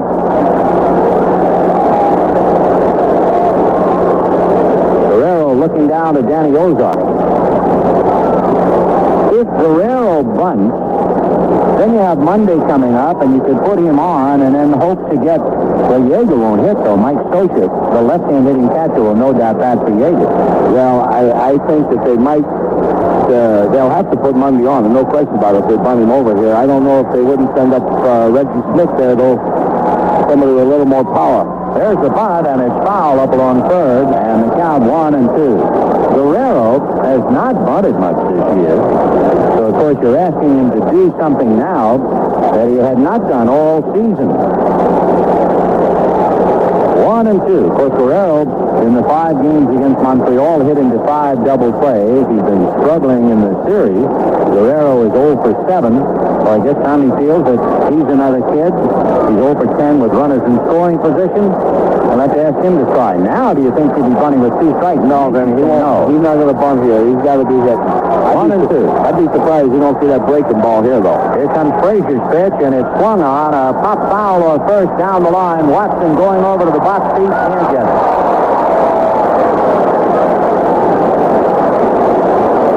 So Guerrero still alive with the count 1-2. 4-3 in favor of the Yankees. A wild ball game here in the 3rd inning. Frazier leaning on both knees. He waits for Cerrone to get into a crouch. Garvey, who singled, backs away from second base. Stay at first. He walks. 4-3 Yankees in the 3rd. And the 1-2 pitch to Guerrero. Fastball got him swinging. So Guerrero is another kid who is just completely tied up in World Series competition. And with 1 out, the batter is Rick Monday with Steve Yeager on deck. No one throwing in the Yankee bullpen. You know, Benny, you can talk all you want, but nobody will ever realize how tough it is on a youngster to play in their first World Series. So here is Rick Monday. Monday hit the slow roller that Bobby Watson couldn't feel. They charitably gave him a base hit on it. The old story, it looked like a line drive in the box score. So Rick with 2 on, 1 out in the 3rd. The Yankees 4, the Dodgers 3. The Yankees have left 2 in the last couple of innings. Monday hits a high fly ball to left field. It's playable. Winfield is right there to make the catch, and the runners hold on. So Monday a fly ball, and the failure of Guerrero to bunt has just scrambled the whole inning. Well, that's been so far in the first 3 games for the Dodgers, other than Stay coming through with a 2-out, 3-run homer. Every opportunity they've had to either bunt a man over, move a man up to get him over, although Russell bunted the guy over, bunting the ball towards second, got ropes over in the first inning. They just haven't executed the play. And on the other side of the coin, the Yankees have been magnificent. If they need a base hit, if they need to move a man over from second to third, if they need a bunt, they have a pitcher with 2 strikes on him who hasn't swung a bat all year, still gets the bunt down. So they have really been sensational. Yeah, for 3 games, they've really executed. Now, here comes Mike Socha. We figured he was going to hit for Yeager. The only difference being that he might have been coming up with runners in scoring position to have just a tying run in scoring position. So the lack of the bunt, that must kill you if you're the manager. You got the whole inning laid out in front of you if you can get the bunt. The bunt, I promise you, over the course of the season, then it will cost you more games than any other play we do. Bad base running and bunting will kill more rallies than any other thing in the game. And, of course, as we had mentioned, the Dodgers were asking a man to do something that they did not ask him to do during the regular season. But still, you're a Major League player, and your manager should be able to ask you to bunt the Major League. I would think. To show you the pressures of World Series, Dave Righetti, in 2 innings plus, made 62 pitches. Valenzuela, in his 3 innings, has made 71 pitches. So you know they're both struggling. And, of course, Righetti is gone. So George Frazier will go up against Mike Socha. Socha has not had an at-bat in the World Series. Left-hand batter, and he finds Garvey at second and Stay at first. Frazier out of his stretch, checks the runners and delivers. Breaking ball over for a strike, 0-1. There's a speed gun behind the home plate, Sparky. You can look down and see it. And on that breaking ball, it registered 78. I don't know how accurate the speed gun is, but the next time we see a fastball, we'll take a good look at it. The strike 1, breaking ball, swung on and missed. Frazier way out in front of it. 0-2. The gun registered about 77 on that. So Frazier, with first and second and nobody out. Guerrero, unable to bunt, struck him out. So that Monday's fly ball was only that, a fly ball. And now here's Mike Socha. On deck is Fernando. And it's 4-3 Yankees in the 3rd inning. Now the strike 2 pitch on the way. Frazier delivers fastball, hit down the left field line, slicing foul, and it'll reach the seat. And that's 90, and I think that's a little bit high. My own opinion, I think that speed gun's a little high, Benny, for one reason. He's not jumping from 77 with the slider to 90 on his fastball. He could be, I think, around 86, 87. He's not a 90 thrower. 0-2 to count, and Rick Cerrone goes out to the mound to visit with Frazier for the moment. No balls and 2 strikes to the pinch hitter, Mike Scioscia. The Dodgers 2 on, but 2 out, and the Yankees lead 4-3 in the third. Frazier out of his stretch. You look at the runners. The strike 2 pitch fastball hits slowly to shortstop. The only play is to first, just ahead. It's Scioscia, and that's that. So for want of a nail, the cue was lost, etc., etc. For want of the bunt, the inning goes down the drain. No runs are hit, 2 left. At the end of 3, Yankees 4, Dodgers 3. We're going to the 4th inning here at Dodger Stadium. The Yankees leading the Dodgers 4-3. There was a man who had his eyes closed.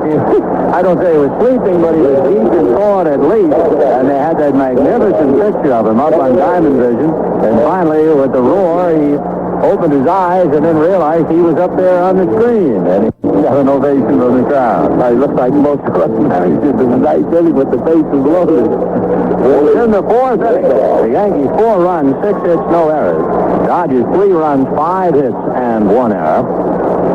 Willie Randolph, Jerry Mumphrey, and Dave Winfield in that order against Fernando Valenzuela. And the crowd here at Dodger Stadium keeps wondering, will the real Fernando Valenzuela stand up?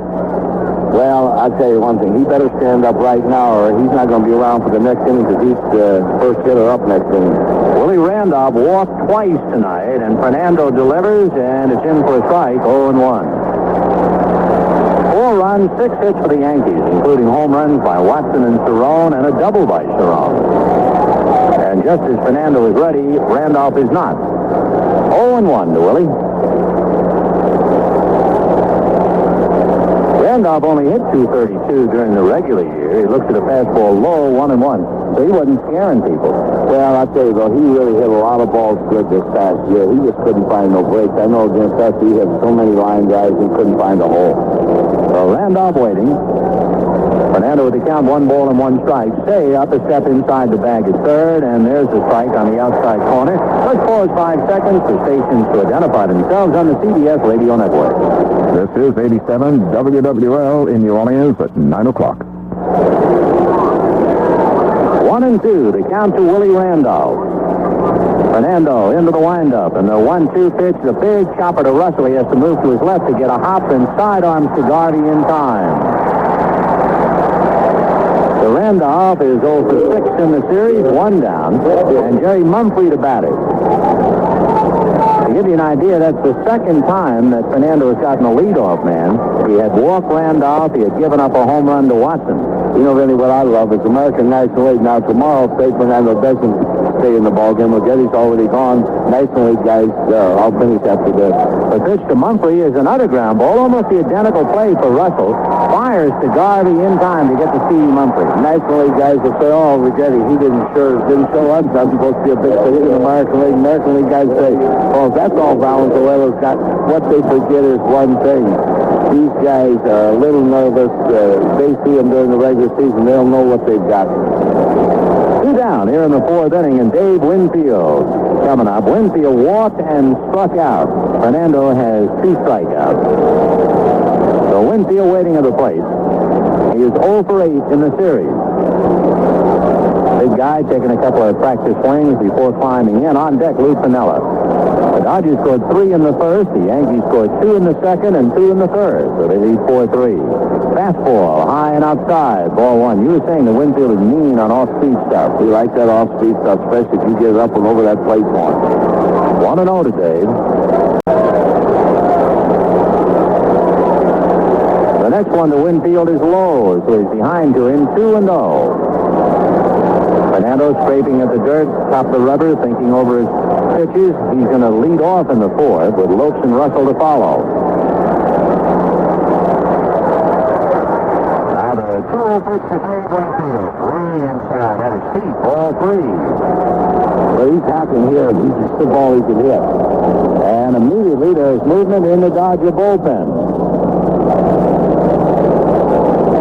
And Dave Gold gets up. Here's a 3-0 pitch to Winfield. In there for a strike on the inside part of the plate. Looked like he threw him a screwball. Yeah, I'm surprised because Dave's 3-0 with 2 out. I know he's hacking if he gets the ball he wants. I guess he just didn't like the way that thing was wiggling on the inside portion. Just did pick up the corner. 3-1 to Winfield. Reeves has picked up a little bit to right field. Fernando into the windup, and the 3-1 fastball is fouled away off to the right out of play. 3-2. Mike Socia, remember, is the new catcher. Steve Yeager went out for the hitter in the 3rd inning. Winfield hit more home runs here at Dodger Stadium the last 4 years, even more than Kingman or Schmidt or anybody else. He hit 15 here when he was with San Diego. So the big guy at the plate, 3-2. Fernando has already served up 2 to Watson and Cerrone. Into his windup, and the 3-2 pitch on the way. Fastball low, ball 4. So a 2-out walk. That means he has walked 5 and 2 repeats. He had walked a half a dozen in 8 innings. He had walked 5 in 9 innings. He had walked 5 in 6 1/3 innings this year. And here he's walked 5 in 3 innings. So he is really off his taco. Yeah, he's not the, Fernando that everybody has seen in Dodger Stadium all year. Here's Pinella now, hit into a double play, and then single to center. They just seemed to stroke that screwball to center field, and 1 out later, Cerrone hit the home run to put the Yankees out in front. He backhanded that serve below. Frisky. So Pinella waiting. Strong, knowledgeable, and disciplined right-hand hitter, and he probably lines it at Baker in left field. So he hit it hard, but at the left fielder. The Yankees lead Winfield, and at the end of 3.5 innings, the Yankees 4 and the Dodgers 3. Bottom of the 4th inning, the Yankees 4, the Dodgers 3. I'm Vin Scully, along with Sparky-Anderson. Welcome back to Dodger Stadium on a beautiful evening. I'm going to say summer's evening because at the start of the game, the temperature was 71 degrees. Fernando Valenzuela will start it off, followed by Davey Lopes and then Bill Russell. Valenzuela walked in the 2nd inning, so the Dodgers have gotten a leadoff man on base in each of the first 3 innings. Lopes opened the 1st inning with a double. Valenzuela opened the 2nd with a walk, and Garvey singled to begin the 3rd. So we'll see what they do now against George Frazier, who's in relief of Dave Righetti. Frazier only appeared in 16 regular games. He was 0-1 with the Yankees. Doesn't have a windup, and the fastball is stroked on the ground as shortstop. Larry Milbourne picks it up, and that'll be that for Fernando. How could you say Fernando don't run fast? I tell you, man, I think he can go to first in about 8-3. They don't use a watch. They use a calendar. So 1 away, and Davey Lopes will take a lot of time, and so will Fernando. Well, Tommy, you'll never get in trouble using it as a pinch runner. No, you'll never hear. That's an interesting point while we wait for the change. Many times we have seen a pitcher used as a pinch runner, but I think it's a terrible thing. It is tough because if you get some, I have used Gullett, so I am guilty of it. I've used Jack Morris. I am guilty of it, but I agree with you. It's a very dangerous move. All right, here's Davey Lopes now, doubled in sacrifice. Frazier delivers, and he missed with a slider, ball 1. Davey has 1 hit in 7 at-bats. Frazier rocks, turns, right-handed fastball is grounded to 3rd. Radio Rodriguez short hops it and throws him out. He has great hands and his fine, accurate throwing arm and velocity throwing arm, as I've seen in the major leagues. And he's never lost any from year to year. He went from the Angels to Detroit, I think. He was at Detroit, for a long time. Just a great third base. He was there when I got there in the middle of 7 innings. Great third baseman. Well, then how come he's not there? Well, we have a young kid we wanted to play. I got you. Here's Bill Russell with 2 out, bases empty, and Frazier's done a job now. He has restored order. He's come in and retired 5 in a row. Russell bunted for a base hit and grounded out, 1 for 2. Frazier turns, delivers, fastball. That's low, ball 1. On deck, Dusty Baker. 4 runs, 6 hits for the Yankees. 3 runs, 5 hits, and an error for the Dodgers. The 1-0 pitch, Russell takes high, ball 2, 2-0. Frazier now taking a little walk behind the mound.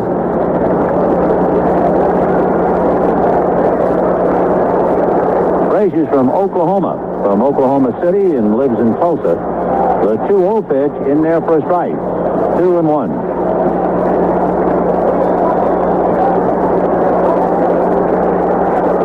The right-hander works back and misses low and away. Ball 3. 3-1. Frazier took Gene Nelson's spot on the Yankee roster for the second half of the season. The 3-1 pitch, Russell looks at a strike, 3-2. George was originally drafted by Milwaukee, traded to St. Louis. In fact, he was drafted by Texas out of high school, but he went to the University of Oklahoma instead. 3-2 pitch to Bill Russell. Fastball fouled away. Upstairs. You know, Ben, we talk about George Steinbrenner buying everybody, but if you take a look at the Yankee organization, Davis, they got in the trade with the Cubs. Frazier, they picked up from the Cardinals. Righetti, they got in the deal with Texas. Nelson, the kid you were talking about, deal from Texas. They've done some pretty good dealing, too. And, you know, I was asking Tommy John about the Yankee trades and a particular rumored trade. And I said to Tommy, is it true that George Steinbrenner asked you your opinion? He said, no, he never asked anybody your opinion. 3-2 pitch, line drive, base hit into left field. Winfield over to get it. So Russell, 2 for 3 as he singles to left. And once again, the batter is Dusty Baker. And as we talked about how it is not the Fernando the fans have been accustomed to seeing, it is not the Righetti that the fans were accustomed to seeing, it is not the Dusty Baker. He hasn't looked like himself at all in weeks. Well, a guy like him, though, as good a year as he had and as good a hitter as Dusty is, once they can get out of it, he get a hit or two, then you can get right back. You never know what he could do in 3 or 4 ball games. Well, he has 1 hit in 8 at-bats, 0 for 2 tonight, hitting a very soft 125. Frazier's pitch is inside, ball 1. And, of course, that kills you when your number 3 hitter isn't producing. Boy, your number 3 is kind of the guy that just keys everything. 1-0 to Dusty Baker. Now the pitch to Bake is a ground ball to third. Backing up as Rodriguez goes the short way for the force. And Baker is still floundering, and the Dodgers have a base hit and nothing else. And at the end of 4, Yankees 4, Dodgers 3. In the 5th inning, with the Yankees leading the Dodgers 4-3, Bob Watson, followed by Rick Cerrone, and then Aurelio Rodriguez. Watson with a home run leading off the 2nd inning. And Fernando delivers, and it's hit down the right field line, slicing in the corner for a base hit. Over to get the ball is Monday, and a fan has gotten the ball ahead of Rick, so it is a double for Bob Watson, and here we go again. Well, when you're hot, you're hot. Everything Bobby's swinging at, he's hitting balls good, and then he's flaring some, but everything's falling. He's a real good hitter, especially when you get the ball out over the plate for him. So the Yankees, leading 4-3, now have Watson doubled, and a very hot hitter, Rick Cerrone, coming up. He's hitting .286 in the series, and Cerrone has a double and a home run tonight. And for the umpteenth time tonight, 5 times in 5 innings, the Dodgers have the bullpen busy, and this time it's Tom Niedenfuer. But I'll be shocked if Cerrone doesn't try to go to right field. The Yankees do this. Everybody talks about the Yankee power. The Yankees play good baseball. He'll try to go to right. So a runner at second base, nobody out. Fernando ready and delivers, and Cerrone takes a screwball outside, ball 1. There is no zip to Fernando. I don't know why he is as flat as he is. At the first inning, I thought maybe he was nervous, but I don't think that's it now. He's just flat. Well, we're deep into October, and this young man's 20 years old. I don't care what you say. Them young kids get tired. 1 ball and no strikes. The count is Cerrone. Fernando at the belt. Another look at Watson. Back he comes with a screwball for a strike, and the count 1-1. Cerrone backs out, grumbling a little bit at Terry Cooney. Of course, at the same time, you point out the fact that maybe he's flat or maybe he's tired, but that would sound like you're diluting the Yankee power, because the Yankees are just playing great ball. They're doing everything asked of them, and we don't want to take away from their attack. 1-1, the count to Rick Cerrone. Valenzuela comes back to his hitter, fastball high, ball 2. Now there's the difference. In the regular year, he's going to be right on the plate. Right on the plate, he's going to be, I'll bet you, when you've seen him day after day, right down to on the plate. So he misses on a 1-1 fastball, and again he's behind on a batter. 2 balls and 1 strike, the count is Cerrone. Watson, who graduated from Fremont High here in Los Angeles at second base, and Cerrone tried to take a shot to right field and fouled it away. The Yankees play that way, Manny. You know, you hear about the Yankees, you think right away of the Roots and Garricks and the Mantles and Reggie Jack, but they also play baseball the way the game was supposed to be played. Move people up. Well, they've won 33 pennants. They've won 22 World Series. They have a marvelous heritage. 2-2, the count to Rick Cerrone. Fernando said, another look at Watson, the 2-2 fastball fouled away, and he was still trying to go to right field even with 2 strikes. This good little player here, you know, he's one of those players that catches the ball extremely well, receives it. He's a good thrower, and he also knows how to play the game when he's up there hitting offensively. He hit .244 during the regular year, and I think the boss chewed him out not too long ago. Oh, well, he don't really chew him out. I think that's why he's just trying to get him mad at him. They play harder on the field. 2-2 to Rick. Watson taking his lead. Fernando a check, and now the left-handed breaking ball swung on a miss. In fact, it had such a big hump in it, it was another screwball. Very good one. So that would be the 3rd strikeout for Fernando. And with 1 out, Rodriguez, the batter, flied to right, and then hit that little bouncer over the mound and legged it out for a base hit and took second when Lopes threw it away. So Rodriguez 1 for 2. On deck, you have Larry Milbourne, the shortstop. Rodriguez 1 for 2 tonight, playing for Greg Nettles, who jammed his left thumb and is questionable as to just when Greg would be able to play again.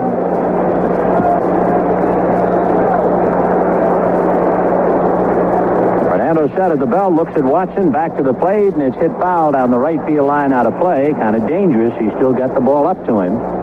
0-1. Nettles and Jackson are on a day-to-day basis. That's about the best they can say. It said both players could be used in tonight's game if absolutely needed. I know Jackson feels he could have been used to start. It must be nice, Benny, when you can have 2 guys lateral on the bench and you're still leading in the ballgame. And in the series, and you haven't had Bucky Dent. 0-1, the count to Aurelio Rodriguez.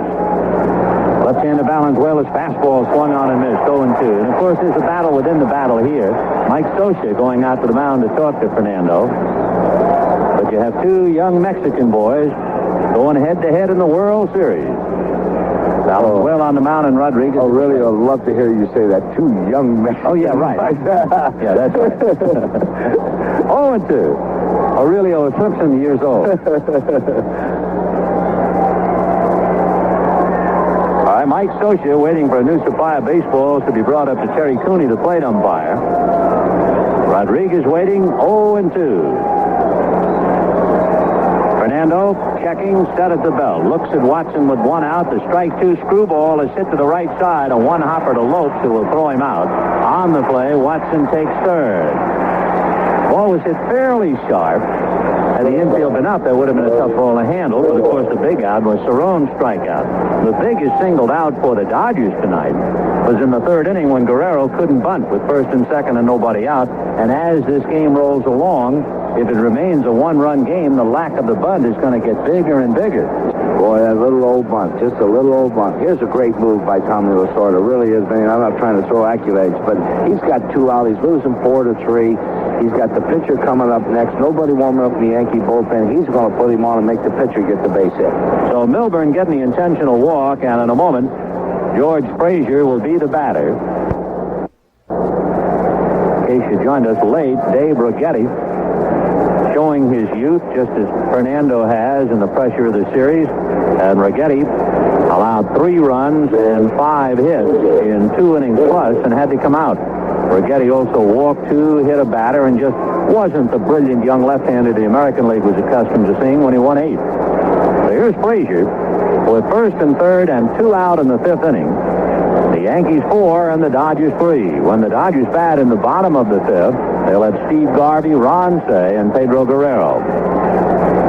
Fernando pitching from a stretch, checks and delivers, and the first one is fouled back in the count 0-1. No balls and 1 strike to George Frazier. Bobby Watson opened the inning with a double. He's at 3rd with 2 out. Milbourne walked intentionally. Frazier bends at the waist and at the knees. And the strike one pitch is swung on and missed. Strike two. And George staggered out in front of the plate, almost fell down. 0-2 to count. So Fernando, who has 3 strikeouts tonight, he got Winfield in the 3rd inning. He got Righetti in the 3rd inning. And he got Cerrone here in the 5th. And he has it 0-2 on Frazier. Fernando plants the left foot. Watson a short lead down the line from 3rd. Milburn away from 1st. And the strike 2 pitch, screwball got him swinging. And that's 4 strikeouts for Valenzuela. And for the Yankees, they waste the leadoff double from Watson. No runs, 1 hit, 2 left. Boy, it should be noted the Yankees have left 8 men in 5 innings. And at the end of 4 1/2, the Yankees 4, Dodgers 3. And now it'll be Steve Garvey to start it off, followed by Ron Cey and then Pedro Guerrero. Garvey struck out in the 1st inning. Went after a breaking ball down at his feet. Then in the 3rd inning, he singled sharply to center. But those at-bats were against Righetti. Now he's going against George Frazier. So Garvey, Cey, Guerrero in the bottom of the 5th, 4-3 Yankees. And Frazier delivers, and it's in at the hands, 4-1. Garvey is hitting .444 in the series, and he's 1 for 2 tonight. Frazier's 1-0 pitch is a fastball, fisted foul off first. Watson in pursuit, but that's in the crowd behind the Yankee dugout. Good pitch by Frazier. He really tied Garvey up, and I think he chipped his bat. Garvey walking over to get another. 1-1 the count.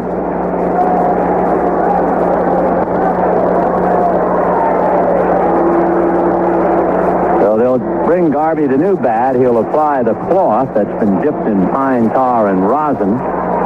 And with a new bat and a better grip, he'll be back up to the plate. I know what Tommy Lasorda's thinking right now, Benny. He's worried because he knows if they get through the 5th and the 6th, without tying this up, he's going to see Davis and Gossett. Yep, there they are, lurking in the weeds. 1-1, the count to Garvey.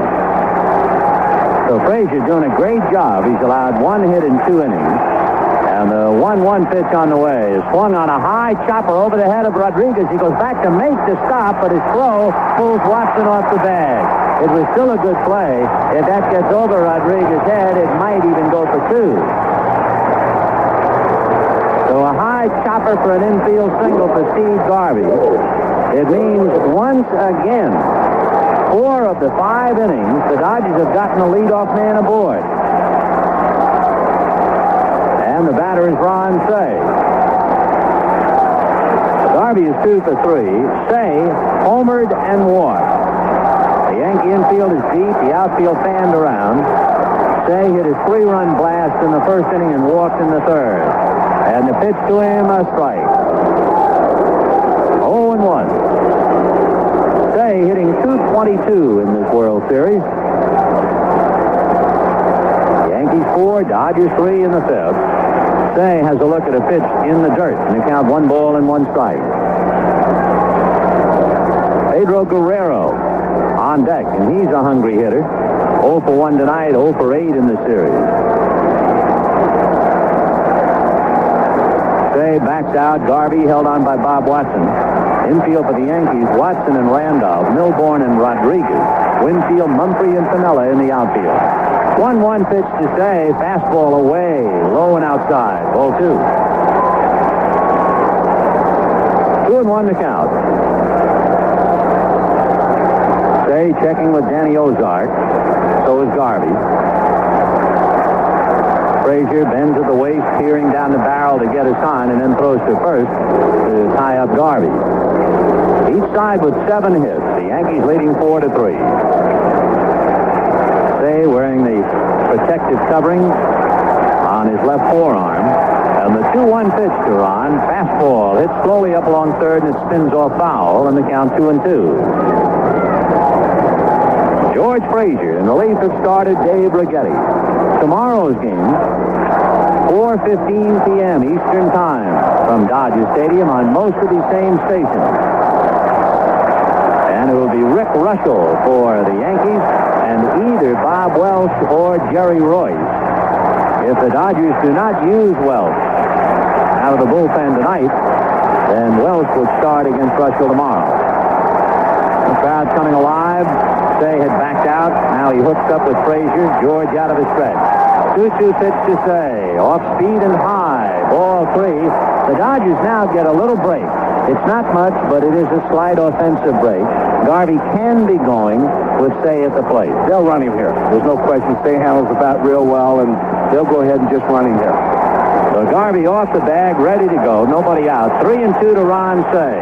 Garvey goes. The pitch is inside. Ball 4. 3-2, and he was going to throw off-speed stuff. He wasn't about to come back with a fastball. No, I think they'll say they know how good he can hit that fastball.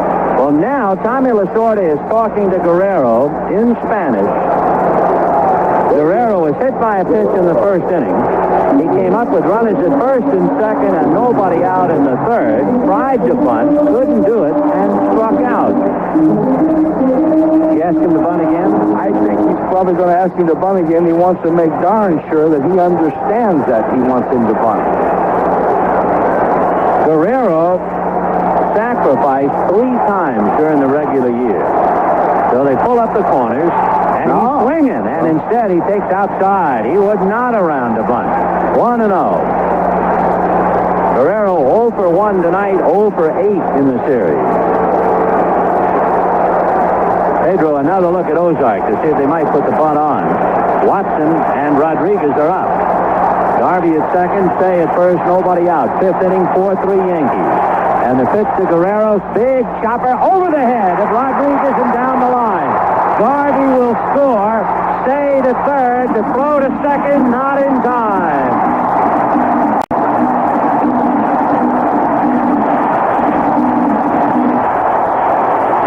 They had 2 high bouncing balls. They finally caught a break on Benny. 2 high bouncing balls that have bounced over third for him. To answer a question that might be in your mind, Rodriguez is 5'11".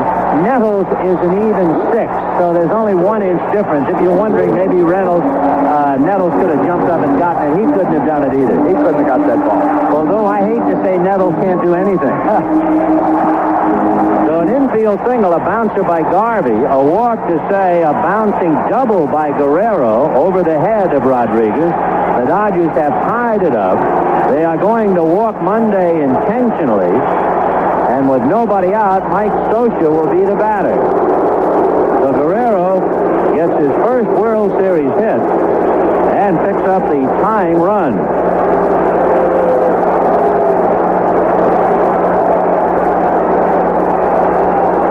The Yankee bullpen is busy. Ron Davis is up. So Davis throwing in the pen. And he has company down there. So with the bases loaded and nobody out, a 4-4 tie in the 5th inning, and Mike Scioscia, who came in as a pinch hitter in the 3rd inning and grounded out, coming up. And of course the Yankees want that ground ball, especially with the bases loaded and a slow runner like Scioscia. But Bob Lemon is going to the mound. Davis and someone else. We can't see the other man. And Lemon making his way out. I'm going to guess it's Rudy May because they use Rudy a lot in long relief late in the season. They have been. And the Dodgers have only 2 catchers. And since they have already used Yeager, why, they can't maneuver with Scioscia. So let's see. Lemon talking to Frazier. A 4-4 tie. It is Rudy May down his part.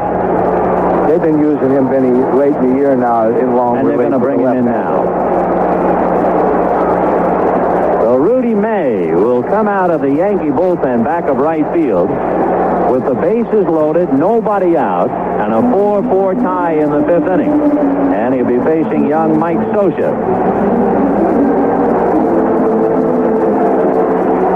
So Frazier goes 2 innings plus.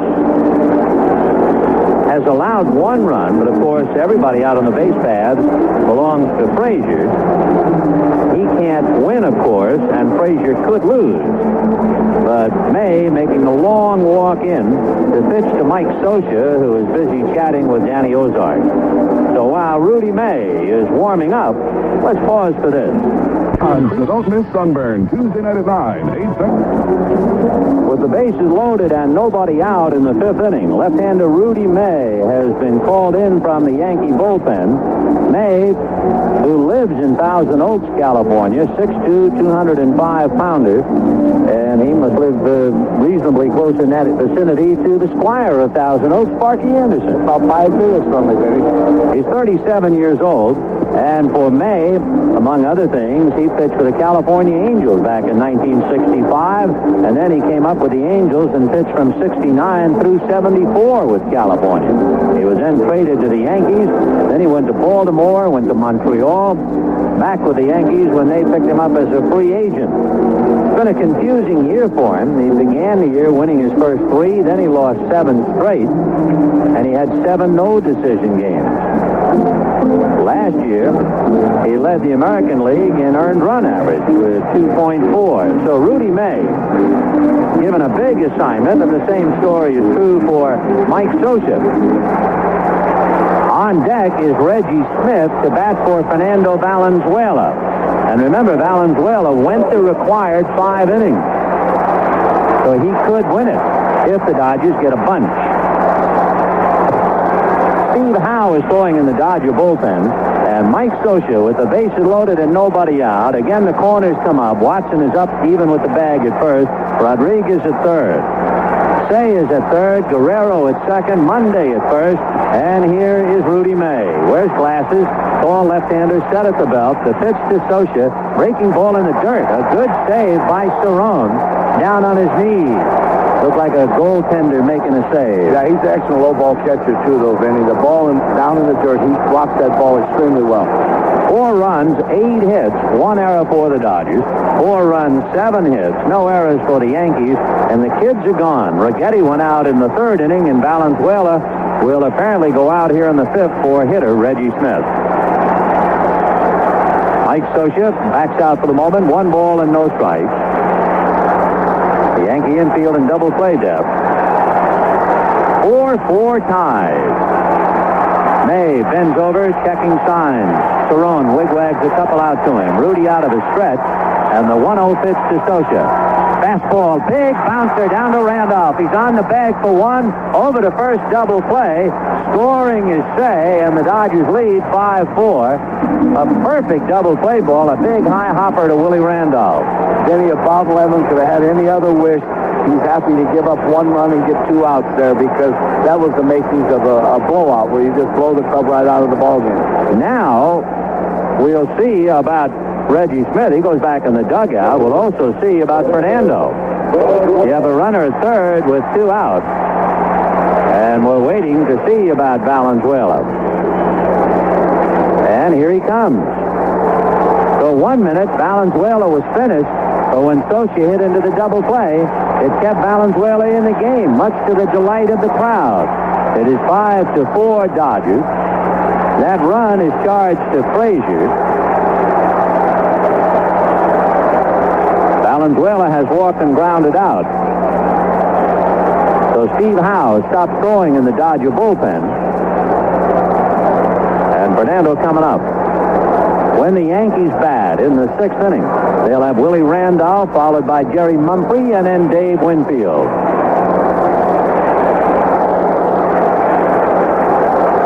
May pounding at the dirt around the rubber. He was pitching from a stretch with nobody out and the bases loaded. Now he'll go to his windup as Valenzuela waits at the plate. Rudy into the windup, and the left-hander delivers very high, one-handed by Cerrone. What kind of stuff does May have? Totally different than he used to be. He used to be a power pitcher. Now he's a stuff pitcher. Slow curve, turns the ball over, little change-up. Good pitcher, though. 1-0, the count to Fernando. Back comes May. Fastball fouled away, upstairs off to the left, and the count 1 ball and 1 strike. Here in the inning, Garvey, a high bouncer, fielded by Rodriguez, but he didn't have a play. Say walked. Guerrero hit another high bouncer over Rodriguez's head for a double. Garvey scoring to tie it up. They walked Monday to load the bases, and May got Scioscia to hit into a double play with a go-ahead run scoring. Fastball and a high chopper to shortstop. Milburn charges, picks it up, throws to Watson, and that's it. So the Dodgers really blow a golden opportunity. They wind up getting 2 runs. However, they had 2 hits, and they leave 1. So the Dodgers have left a half a dozen. And at the end of 5, Dodgers 5, Yankees 4. Well, we go to the 6th inning. Dodgers 5, Yankees 4. And it'll be Willie Randolph, Jerry Mumphrey, and Dave Winfield, and Fernando Valenzuela trying to find his stuff. Fernando into the windup, and the pitch to Willie Randolph, low, ball 1. The Dodgers led 3-0, 3-2. The Yankees led 4-3. The Dodgers lead 5-4, and we're in the 6th. Randolph walked twice and grounded out, takes low, and so Fernando starts off and immediately behind to the hitter, 2-0. The Yankees have been getting the leadoff man on base. Randolph in the 1st, Watson a home run in the 2nd, Watson a double in the 5th. Here's the 2-0 pitch to Willie, way outside and high. Ball 3. I would think Lasorda's going crazy because in this kind of a game in a big ballpark, to go 3-0 and perhaps walk Randolph for the 3rd time, a fellow who doesn't figure to reach the seats, that's something. And Tommy's trying so hard to give this guy every chance he can. Here's the 3-0 pitch to Willie Randolph. Fastball down the pipe, 3-1. Steve Howe, who had stopped throwing after the double play ball when Fernando was allowed to hit. Howe is back up again in the Dodger bullpen. 3-1 to Willie Randolph. Fernando back with a fastball in there. Strike 2, 3-2. Randolph walked in the 1st inning, walked in the 2nd inning, and then rolled out to short in the 4th. Valenzuela comes back 3-2 and is inside. He has walked Randolph 3 times. You know, Benny, he has not had command of his breaking ball at all tonight, and that's the thing that before 3-2, 2-2, he could get that breaking ball over. He's just not getting it over. Here comes Tommy now. Lasorda might have had enough. We'll see, because Mumphrey is a switch hitter, then Winfield. But this is the poorest game in quite a while for Fernando, and certainly one of his 3 poorest efforts of the entire season. He has walked a half a dozen in 5 innings. That equals his high of a half a dozen, but it took him 8 innings to do that. And Tommy Lasorda talking to him. You know, as a manager and going through these things, I can feel for Tommy. Here's a guy that got you there. You're trying to do everything you can, Benny, to stay with him, but, you know, you just can't. He's going to try to stay with him a little longer. You hate to go to jail, though. Yeah, that's right. So Jerry Mumphrey is going to come up. That means he will be hitting right-handed with Randolph at first, nobody out. Steve Howe is still in the pen. But, of course, after Mumphrey, then you have Winfield, Piniella, Watson. You have some strong right-handed bats. The pitch is instead a throw to first, and Randolph back to the bag. Randolph held on by Garvey. And yet another throw. Randolph, during the regular year, stole 14 bases. Say plays a step up inside the bag at third. Fernando checking, now comes to the plate. Fastball foul back, and the count 0-1, but it was up. I don't like that fastball up there. 0-1, the count to Jerry Mumphrey. Mumphrey, a long look at Joe Altobelli. It's 5-4 Dodgers. The Dodgers are not looking bunt, although Say has to defend against the possibility. He's on the edge of the grass. Throw to first, not in time. The old baseball axiom about play to win on the road and play to tie at home. Well, I don't know, though. When you got Gossett down there, it doesn't matter. No, it doesn't really. 0-1 the count to Jerry Mumphrey. And again, Fernando over to first base. Randolph back on the bag. Fernando has been pitching out of a stretch all night. He has not come close to retiring the Yankees in order. And there's another throw to first.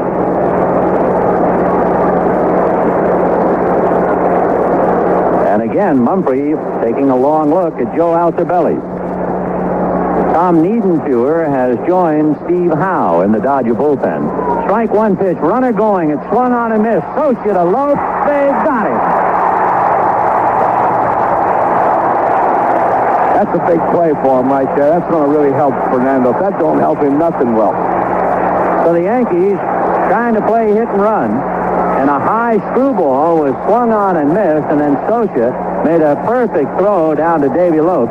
And Lopes getting his man Randolph, who came in head first, trying to make the tag as difficult as possible, but he got him on the left hand with plenty to spare.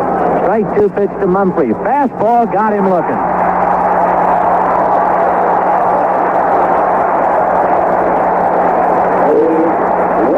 So that's 5 strikeouts for Fernando.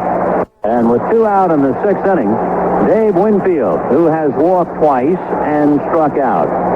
And to look ahead, if you'd like to, Davy Lopes, Bill Russell, and Dusty Baker due up in the bottom of the 6th. Here's Winfield, 0 for 1 tonight.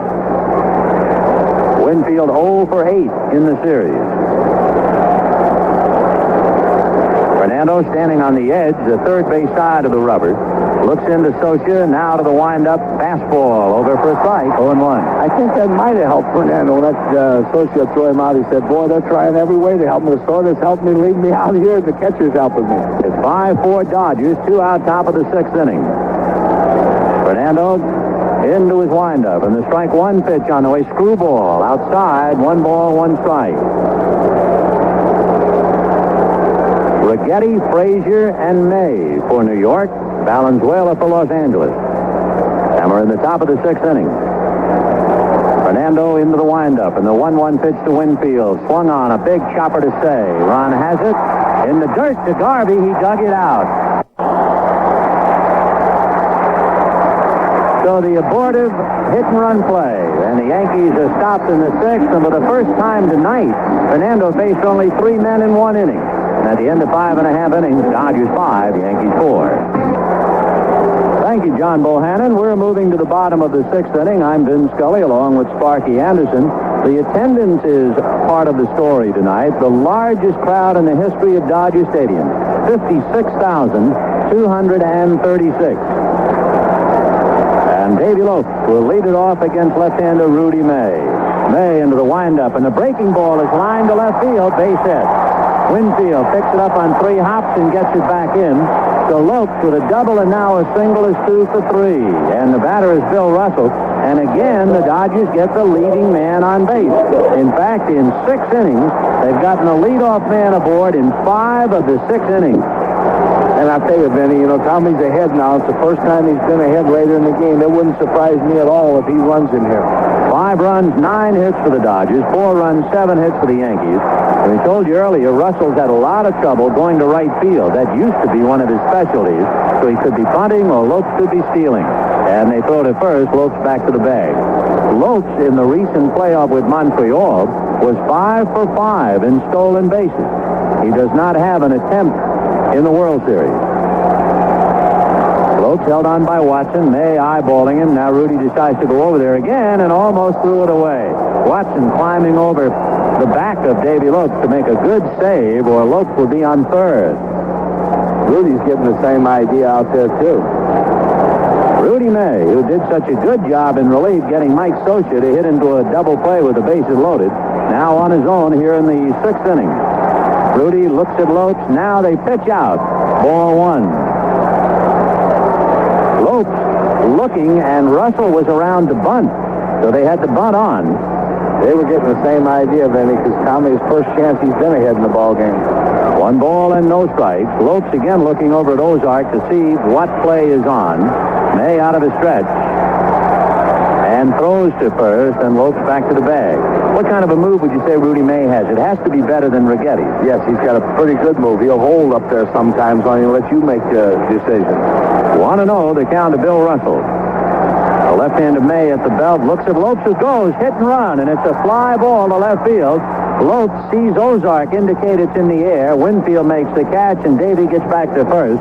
The Yankee infielders tried to confuse Lopes, but he immediately looked over at Ozark, and Danny stood there like a man held up, indicating the ball is in the air. Well, Vinny, a lot of people say, why wouldn't he bunt there? For the simple reason it's the first time that the Dodgers have been ahead.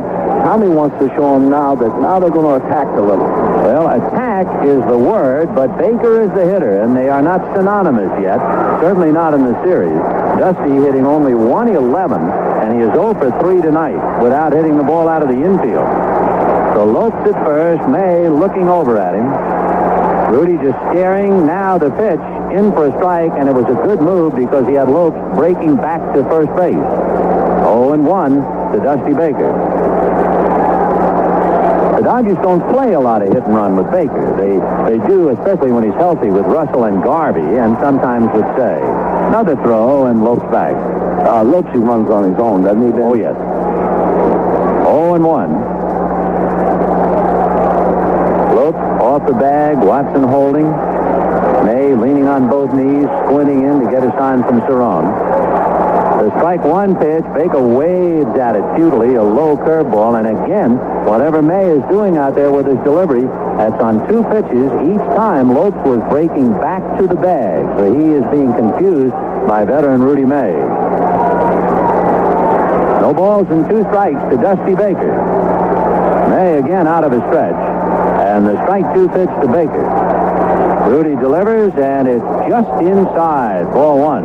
1-2. On deck, Steve Garvey. What he does is a lot like Carlson, only not quite as long. He comes up and holds on you and lets you determine whether he's going to throw the first or not. 1-2 to Dusty Baker. May taking plenty of time. Now Rudy plants the left foot. 5-4 Dodgers, bottom of the 6th, 1 out. Lopes takes the lead, draws a throw, and gets back. When the Yankees hit in the 7th inning, Lou Piniella, Bob Watson, and Rick Cerrone, the numbers 4, 5, and 6 in the Yankee lineup. Baker waiting at the plate. Lopes a cautious lead at first. 1-2 pitch, a breaking ball that is hit foul down the left field line, bangs up against the seat, and it remains 1-2. He had a very good cut at that ball, though, Ben. He hit that ball extremely hard. When he looks awkward, it's not that breaking ball where he can get his arms out. It's that pitch in here. He's hitting off the fists, and he's hitting to the right side very weakly, which is not usually the way he hits. No, he's inside hitter. When I was over here, he always liked the ball inside. Oh, yeah, he gets his hips out of the way and drills it, but he hasn't been doing that at all. 1-2. May out of his stretch, looking at Lopes. Comes to the plate, fastball, foul, back out of play. Dusty, of course, means a lot to the Dodgers, not only with his bat. He has done an excellent job in the outfield for him. Oh, he's been a good ball player for the Dodgers ever since they got him from Atlanta. Of course, then I have to laugh. We're talking about he's a good ball player, and he gets $800,000 a year to play this game. Yeah, you're supposed to be pretty good. That'd be. Dusty back up there, 1-2. 5-4 Dodgers in the 6th with 1 out. The 1-2 pitch to Baker is instead another throw to first. That was an easy read for Lopes that time. I don't know if that's indicative of the fact that he has finally discovered May's throw to first or not. And it could be that May was just trying to lull him, too. Yeah, May's got a lot better moves than that. 1-2. He looks at Lopes, still looking, and he's going over there. So with 1 out, Baker at the plate. Lopes at first and Garvey on deck. Dodgers leading 5-4. We're in the bottom of the 6th inning. Valenzuela staggering, but he's made it through 6. Righetti, Frazier, and May for the Yankees. 1-2 pitch. Lopes doesn't go, and the pitch is swung on and missed, and down goes Baker. This took a little bit more off of that breaking ball of his. He throws about 3 different types of breaking balls. One a little harder, one a little slower, then one real slow. And with 2 out, Steve Garvey is the batter. Baker just can't get on track. He is 0 for 4 tonight.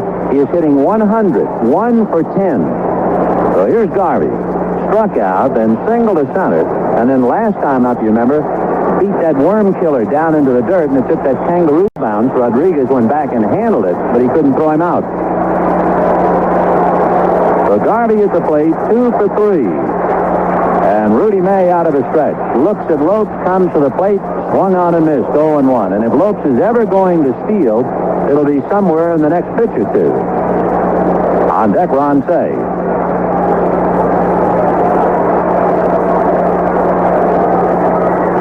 Crafty Rudy May trying to tie up Lopes at first while getting the hitters.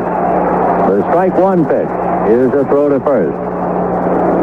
Lopes during the regular year stole 20 bases and was caught only twice. And as we said, he went 5 for 5 in stolen bases against Montreal. But all of that doesn't mean anything. It doesn't apply here. May a look at Davies. Still checking. Now to the plate, and it's lifted back to third base. Rodriguez on the foul line, now in foul ground, comes back into fair and back out onto foul and makes the catch.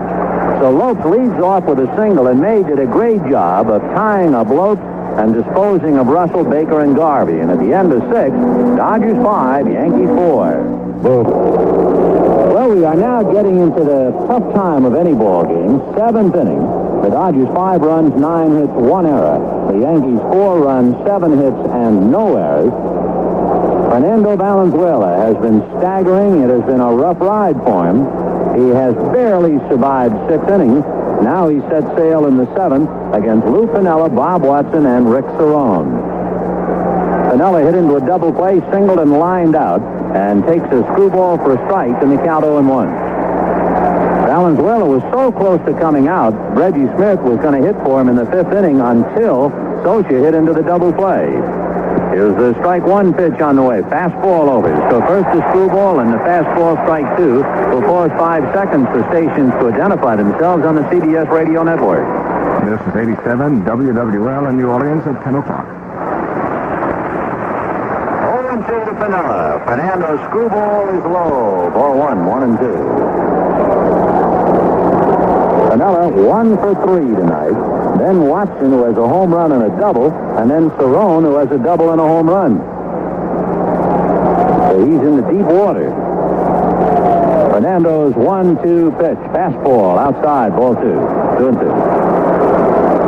Garvey is guarding the line back at first. Say guarding the line at third. The Dodgers, of course, don't want to get burned by an extra base hit. But, of course, that's a questionable play. There are a lot of people who debate that.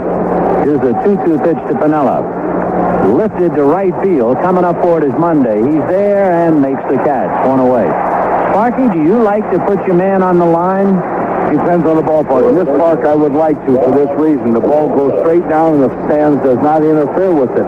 In many of the new ballparks, the stands jet out. So, like in Cincinnati, if that ball goes down the line, it'll hit there and come back to the outfielder. No, because you'll hold him to a single. But here, that ball goes straight all the way to the corner. So with 1 out, and Say and Garvey guarding the lines, here's Bob Watson. He homered in the 2nd, popped up in the 3rd, and doubled to right in the 5th. Fernando into the windup and delivers. Fastball low, ball 1. I'll say one thing, the way they're guarding the line, though, there isn't a chance for the ball to go by. No, it has to be fouled. Yes. Here's the 1-0 pitch to Watson. Fernando delivers. Breaking ball fouled away. In the count, 1 ball, 1 strike. I think there's guarding the line and then maybe protecting it a little bit. Yeah, they're almost on the line. Maybe a foot off. 1-1 the count to Bob Watson. Top of the 7th. 1 out, bases empty. Dodgers 5, Yankees 4. The 1-1 pitch, Fernando's curveball is hit to left field. Baker going back on the track at the wall. Makes the catch. Oh, the hanging curveball almost hit out. Hanging curveball, as Charlie Gresson used to say, oh, please don't hang your curveball. Well, you could have hung your sombrero on that one, but Baker went to the left field wall and caught it just as his right shoulder hit the wall. He will never come closer to having the hanging curve hit out. 2 down, and the batter is Rick Cerrone. Cerrone doubled to left in the 2nd inning, came within inches of a home run. His drive hit the railing of the box seats in left field and then bounced back.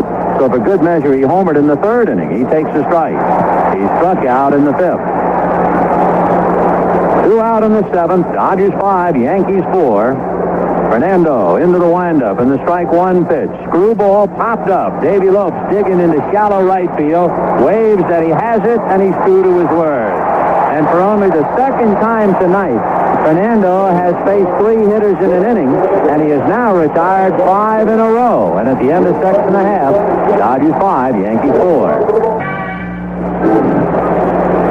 We're going to the bottom of the 7th inning here at Dodger Stadium. 5 runs, 9 hits, 1 error for the Dodgers. 4 runs, 7 hits, no errors for the Yankees.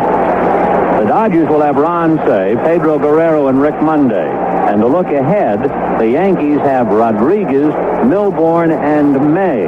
So it figures this will be the last inning for Rudy May, and it also means we will probably see Goose Gossage. Although, does it depend? Would they use Gossage when they were behind? No, I think they'll go to Davis because if they're behind, then they'll just save the Goose. So here's Ron Say. Hit a 3-run home run and then walked twice. May into the windup and delivers. Fastball swung on and missed. Say was a little late on it. I think he was surprised. I think he was looking for that breaking ball that he's been throwing so much of.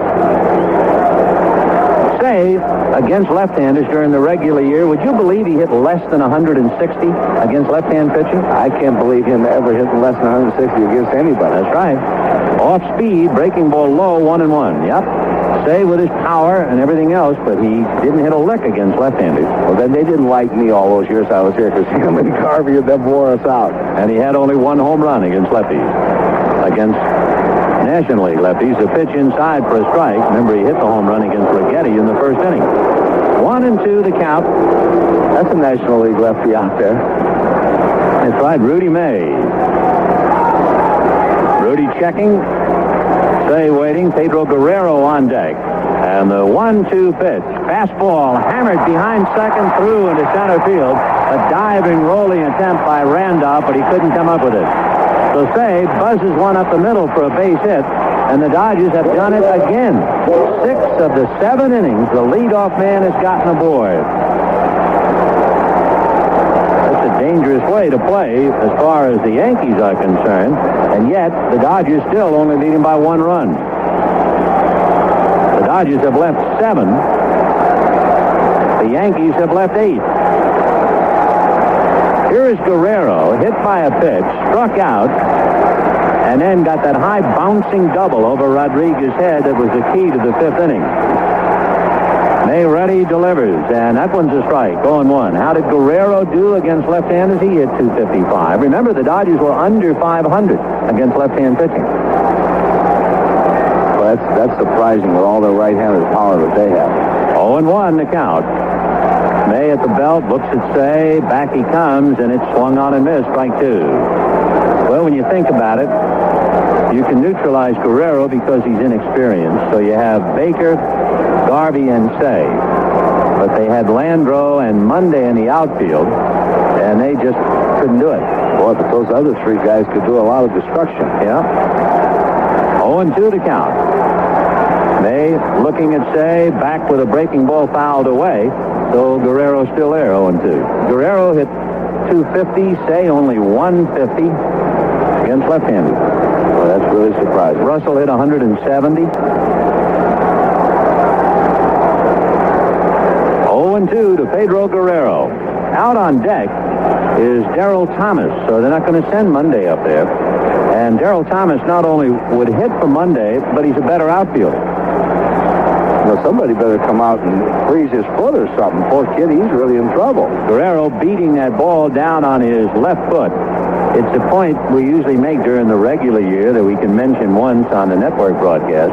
Whenever a big league hitter fouls a ball down on his foot, it is always his front foot. If you're a right-hand batter, you foul it on the left foot. If you're a left-hand batter, you foul it on the right foot. Because if you foul it on the back foot, you're not a big leaguer. No, you got problems. You foul them off on the back. 0-2, and Guerrero's still not ready. Yeah, that big league bat speed has to get way out in front. No balls and 2 strikes. Guerrero very gingerly getting back in. Say off the bag, nobody out in the 7th, 5-4 Dodgers. Rudy May delivers, breaking ball, got him swinging, so down goes Guerrero. So Guerrero's had a key hit. That was that lucky big bouncer that got over the head of Aurelio Rodriguez. And now Darryl Thomas will come up and bat for Rick Monday and then stay in the outfield.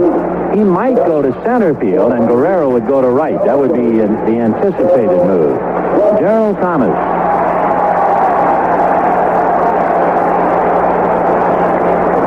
Thomas is a player of limited ability who has certainly made the most of it.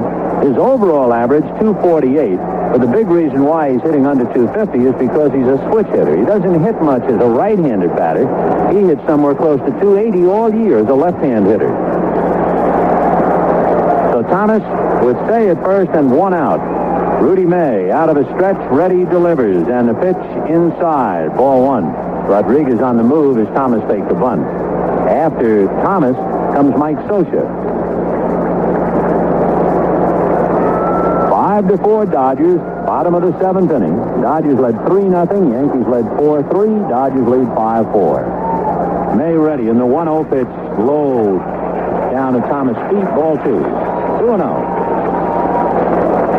Rudy May and Rick Cerrone. The infield, Watson, Randolph, Milbourne, and Rodriguez. Winfield, Mumphrey, and Piniella in the outfield. And Darrell Thomas batting for Rick Monday. Monday had an infield single, flied to left, and was walked intentionally.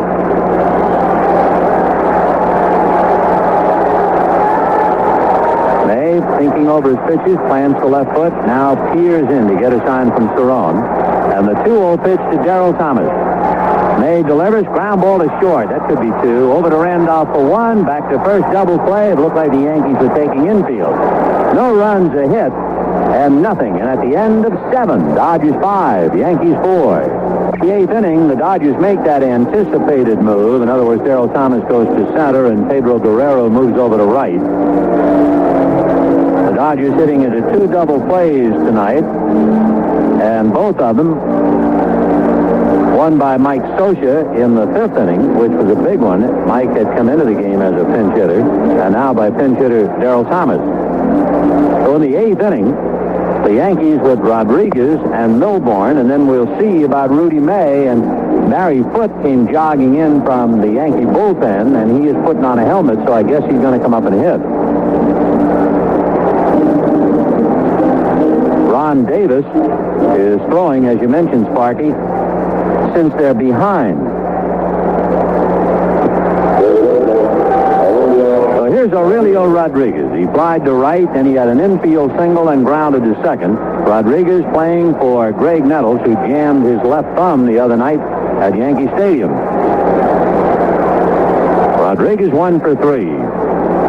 Dodgers 5 runs, 10 hits, 1 error. Yankees 4 runs, 7 hits, no errors. And into the 8th inning we go. The Dodgers trying to move people, and they're backing Darrell Thomas up in straightaway center. Fernando ready, delivers, and there's a line drive to left. Baker's going to have to shy back and grab it on a hop.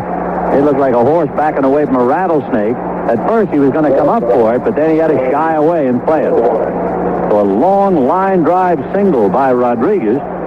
That is hit number 8 for the Yankees, and they get a leadoff man on again. And the batter is Larry Milbourne.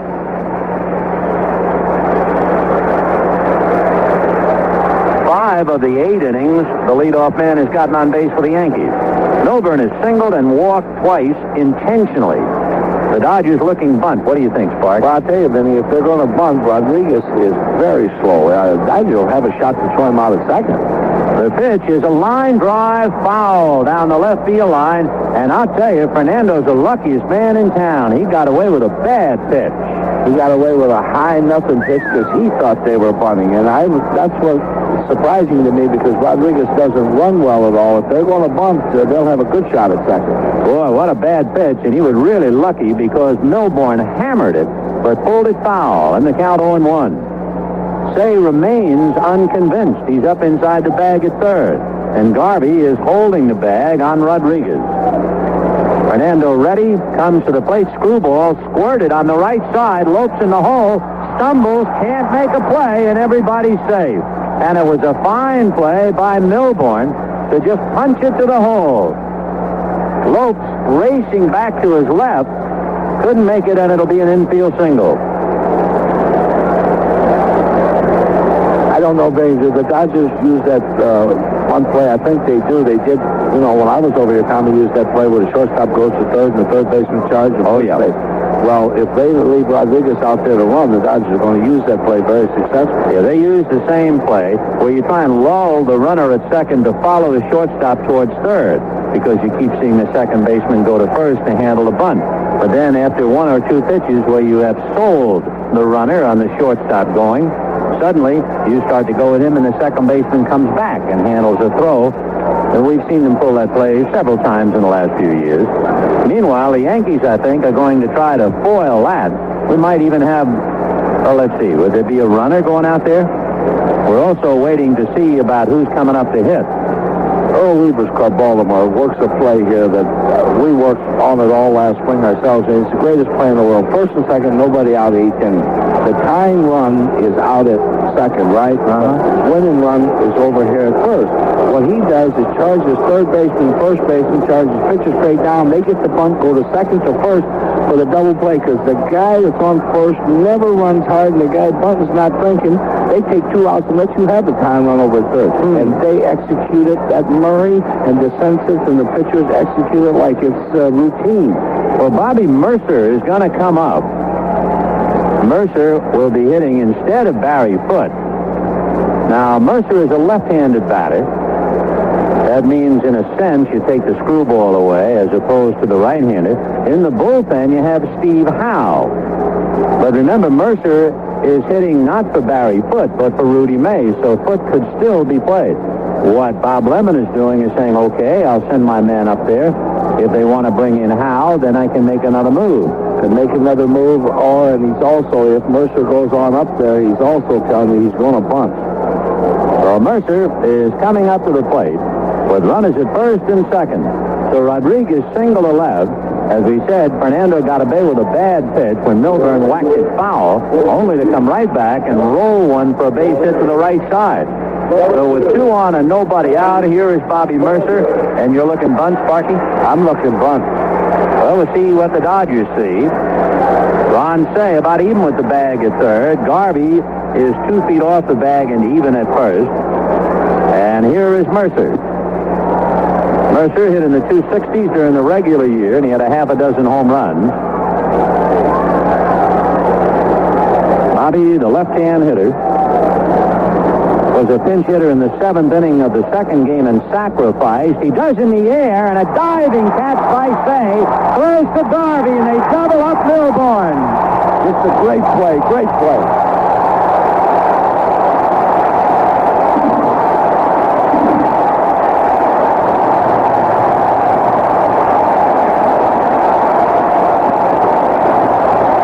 Mercer bunted a low looper in foul ground.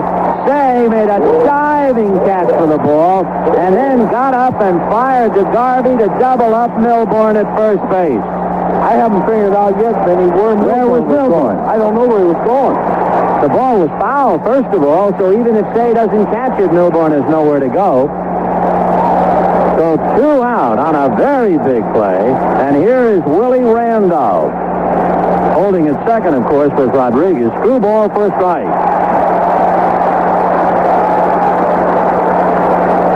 This outfield will charge the ball on the base hit here. It's going to be tough for Rodriguez to score. And Scioscia does a very good job of blocking the plate.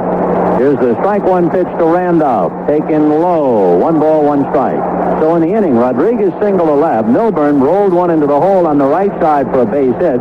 Mercer bunted foul. Say a diving catch and then double up Milburn at first base. And so with 2 out, Randolph the batter with a 1-1 count.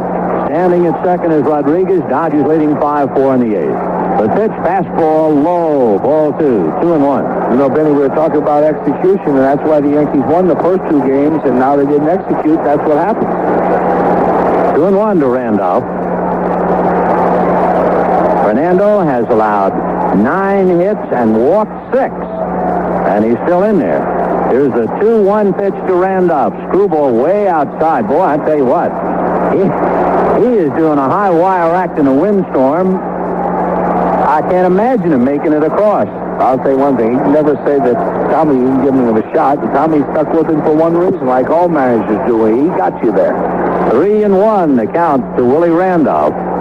Valenzuela checking signs, wig-wagged out to him by Mike Scioscia. The left-hander ready in the 3-1 pitch, fastball, and a big chopper to third, and it goes fair. Say has the runner coming to him. He didn't have a play at first, and he tags Rodriguez out. Oh, 2 big breaks. Yeah, 2 big breaks, but not breaks. Bad base running. Like we talked about, if you run bases bad, you get hurt. It's bad enough to be slow, but when you run into a play, then you're really in trouble. Say could not have gotten Randolph, but there was Rodriguez to tag. 2 hits, nothing else. 5-4 Dodgers at the end of 7.5. 2 base-running blunders by the Yankees in the 8th inning, with first and second and nobody out on a foul bunt by Bobby Mercer. Remember, it was foul. Say makes a diving catch, and Milburn was 30 to 40 feet away from first base, and he was doubled up. And then with 2 out and Rodriguez at second, Randolph hit a high hopper to third, and Say did not have a play on Randolph when, whoops, lo and behold, coming right at him is Rodriguez, and he tagged him to get out of the inning. So in the bottom of the 8th, with the Dodgers leading 5-4, Mike Scioscia, Fernando Valenzuela, and Davey Lopes. But don't go wandering off. In the 9th inning, the Yankees have Jerry Mumphrey, Dave Winfield, Lou Piniella, Bob Watson, and among others, Reggie Jackson in the dugout. Yeah, something will still happen yet, Benny. I would think. Mike Scioscia grounded out and hit into a double play. He's 0 for 2. Ron Davis delivers a strike in the count 0-1. So Davis, whom we saw in game 1, and he was wild, walked 2, and both men scored, now making his second appearance in the series. Scioscia line drive, base hit into right center field. Over to get the ball is Piniella, and Mike has to hold at first. So Ron Davis greeted with a single, and the batter will be Fernando, and they'll go wild just to see him still in the game.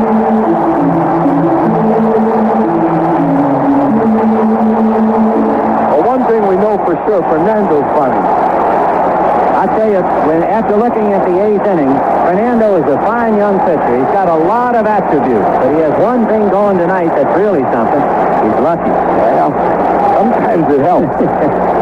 So Valenzuela at the plate with Mike Scioscia at first. Valenzuela walked and grounded out twice. He's a pretty good bunter. He's around to bunt and got it down. Fielded by Rodriguez, and they get Scioscia. The throw to first, not in time. It wasn't that bad a bunt, but Scioscia is not much of a runner. So the 4th play, 1 away. And the batter, Davey Lopes. And, of course, after all the pitches that Fernando has made, not only is it frustrating for Lasorda to lose having a runner in scoring position, but he probably hates the thought of Fernando standing out there at first base. 1 down.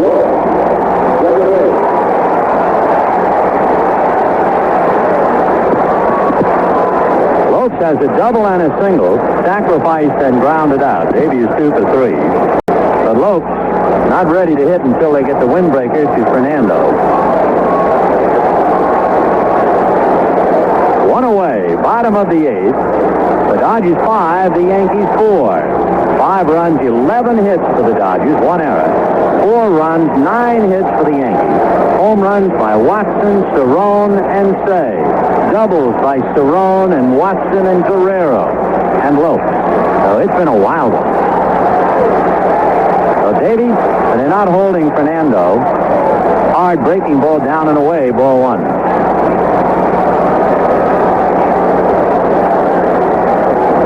And Lopes backing out. First base umpire Doug Harvey, waving to plate umpire Terry Cooney. And then Doug is gesturing. And Harvey, the first base umpire, is now walking down the line.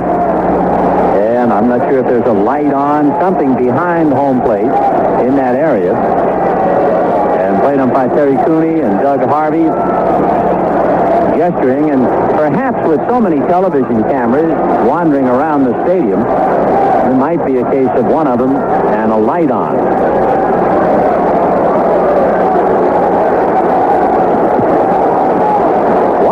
The count to Davey Lopes.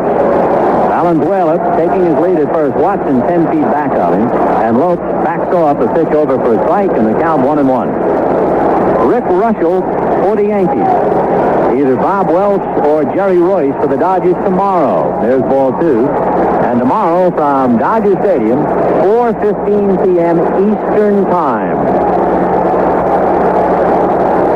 2-1. The count to Davey Lopes. Ron Davis ready, and the right-hander delivers, and Lopes looks at a strike outside corner, 2-2. Boy, tough pitch. At the knees on the black. They're tough to hit when they hit a pitch right there. So big Ron Davis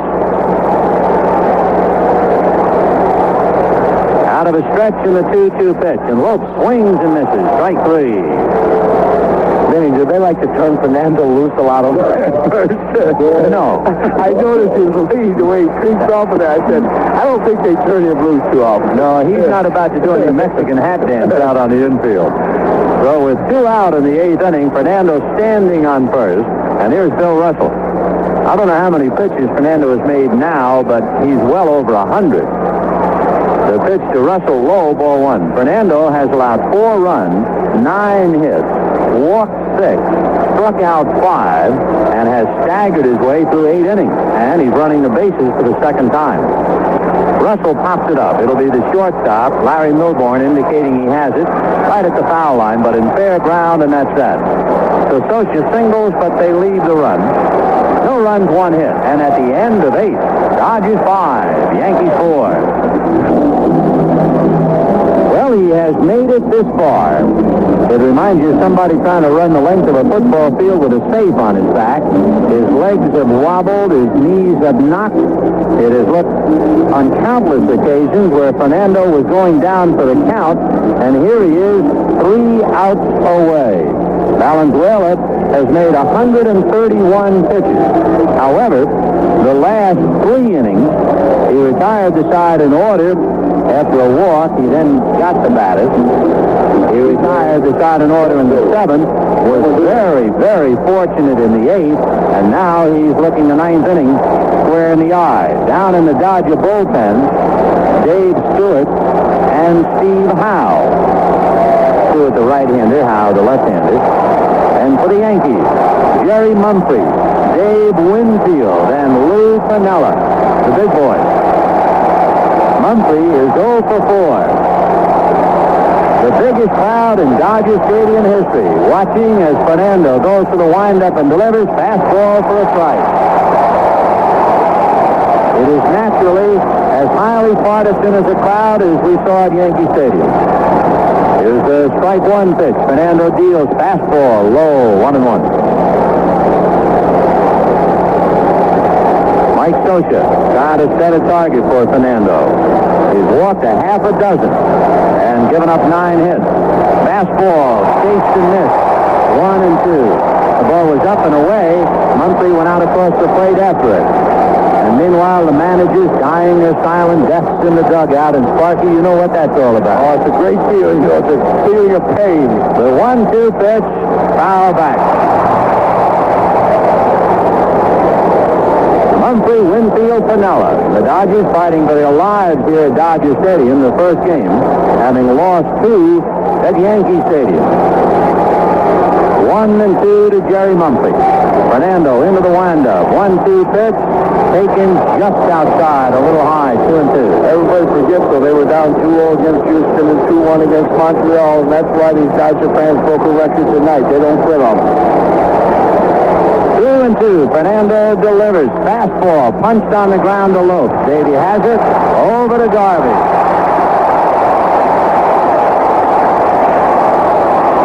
One down in the 9th inning, and the batter is Dave Winfield.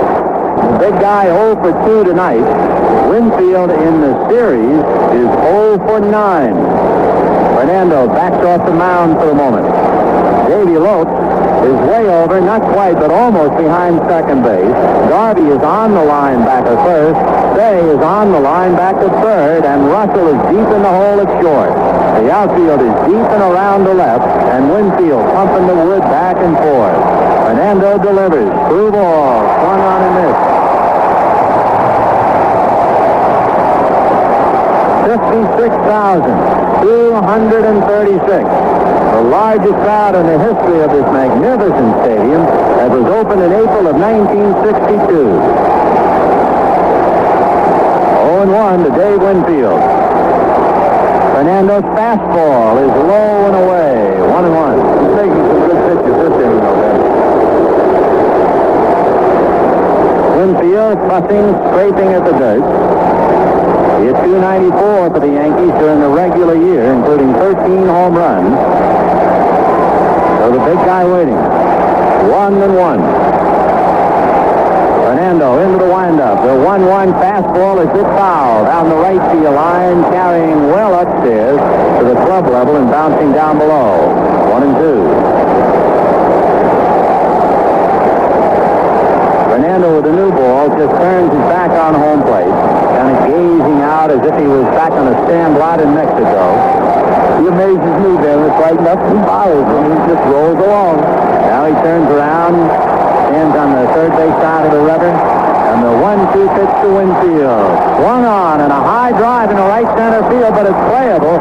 Gerald Thomas and Pedro Guerrero. It's Guerrero making the catch. 2 out in the 9th inning, and Lou Piniella coming up.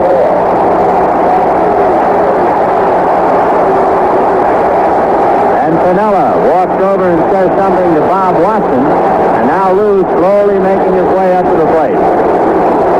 Danny Ozark moving along the Dodgers dugout bench, positioning people and making sure they stay in the right position.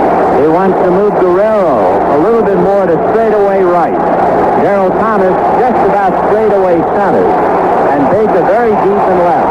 Garvey on the line at first, Shea on the line at third, and the ball game on the line with 2 out in the 9th. And the Dodger fans loving it. The crowd on its feet. Fernando's pitch to Piniella. Screwball outside, ball 1. Piniella hit into a double play. Singled, lined out, and flied out. 1-0 to lose. Fernando hand to the side. Now to his windup and the 1-0 pitch. Screwball outside. Ball 2. 2-0. On deck, remember, is Bob Watson, who has a home run, a double, and hit the hanging curve that Baker caught pressed up against the left field wall. He's on deck. Now the 2-0 pitch to Piniella. Fastball for a strike. The majority of the 56,000 are up on their feet. Fernando looks down the barrel, has the sign, and the 2-1 pitch to Piniella. Screwball, check swing foul into the crowd behind the Yankee dugout. 2 balls, 2 strikes, 2 out. 9th inning. Dodgers 5, Yankees 4, and now everybody up. The entire ballpark. 56,000 people on their feet and cheering. And Fernando trying to rub a wrinkle in the new baseball, standing behind the rubber. 2-2 to Piniella. Fernando ready, delivers. Fastball, got him swinging.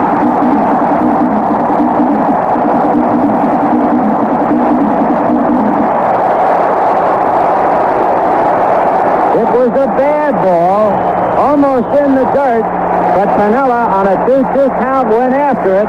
And somehow, this was not the best Fernando game. It was his finest. Yeah, but let me tell you this, Benny. When they talk about things like that, the good pitchers can struggle when they don't have good stuff and win. And that's the reason Fernando Valenzuela is going to be an outstanding pitcher as the years go on. He can win without his best stuff. He pitched his worst game in the first couple of innings. Then that poor effort turned around in the 6th inning on the busted hit-and-run play.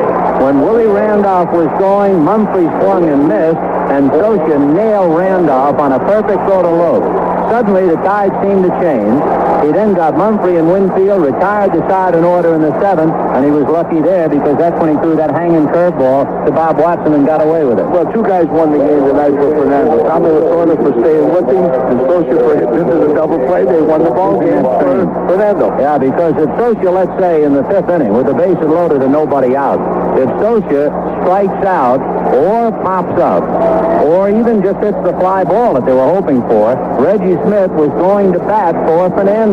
But instead, Socia hit into a double play. Fernando stayed in the game, and would you believe it? He allowed 4 runs, 9 hits, and 6 walks, and winds up going all the way to beat the Yankees 5-4. We'll continue in just a moment. This copyrighted recording is licensed by Major League Baseball.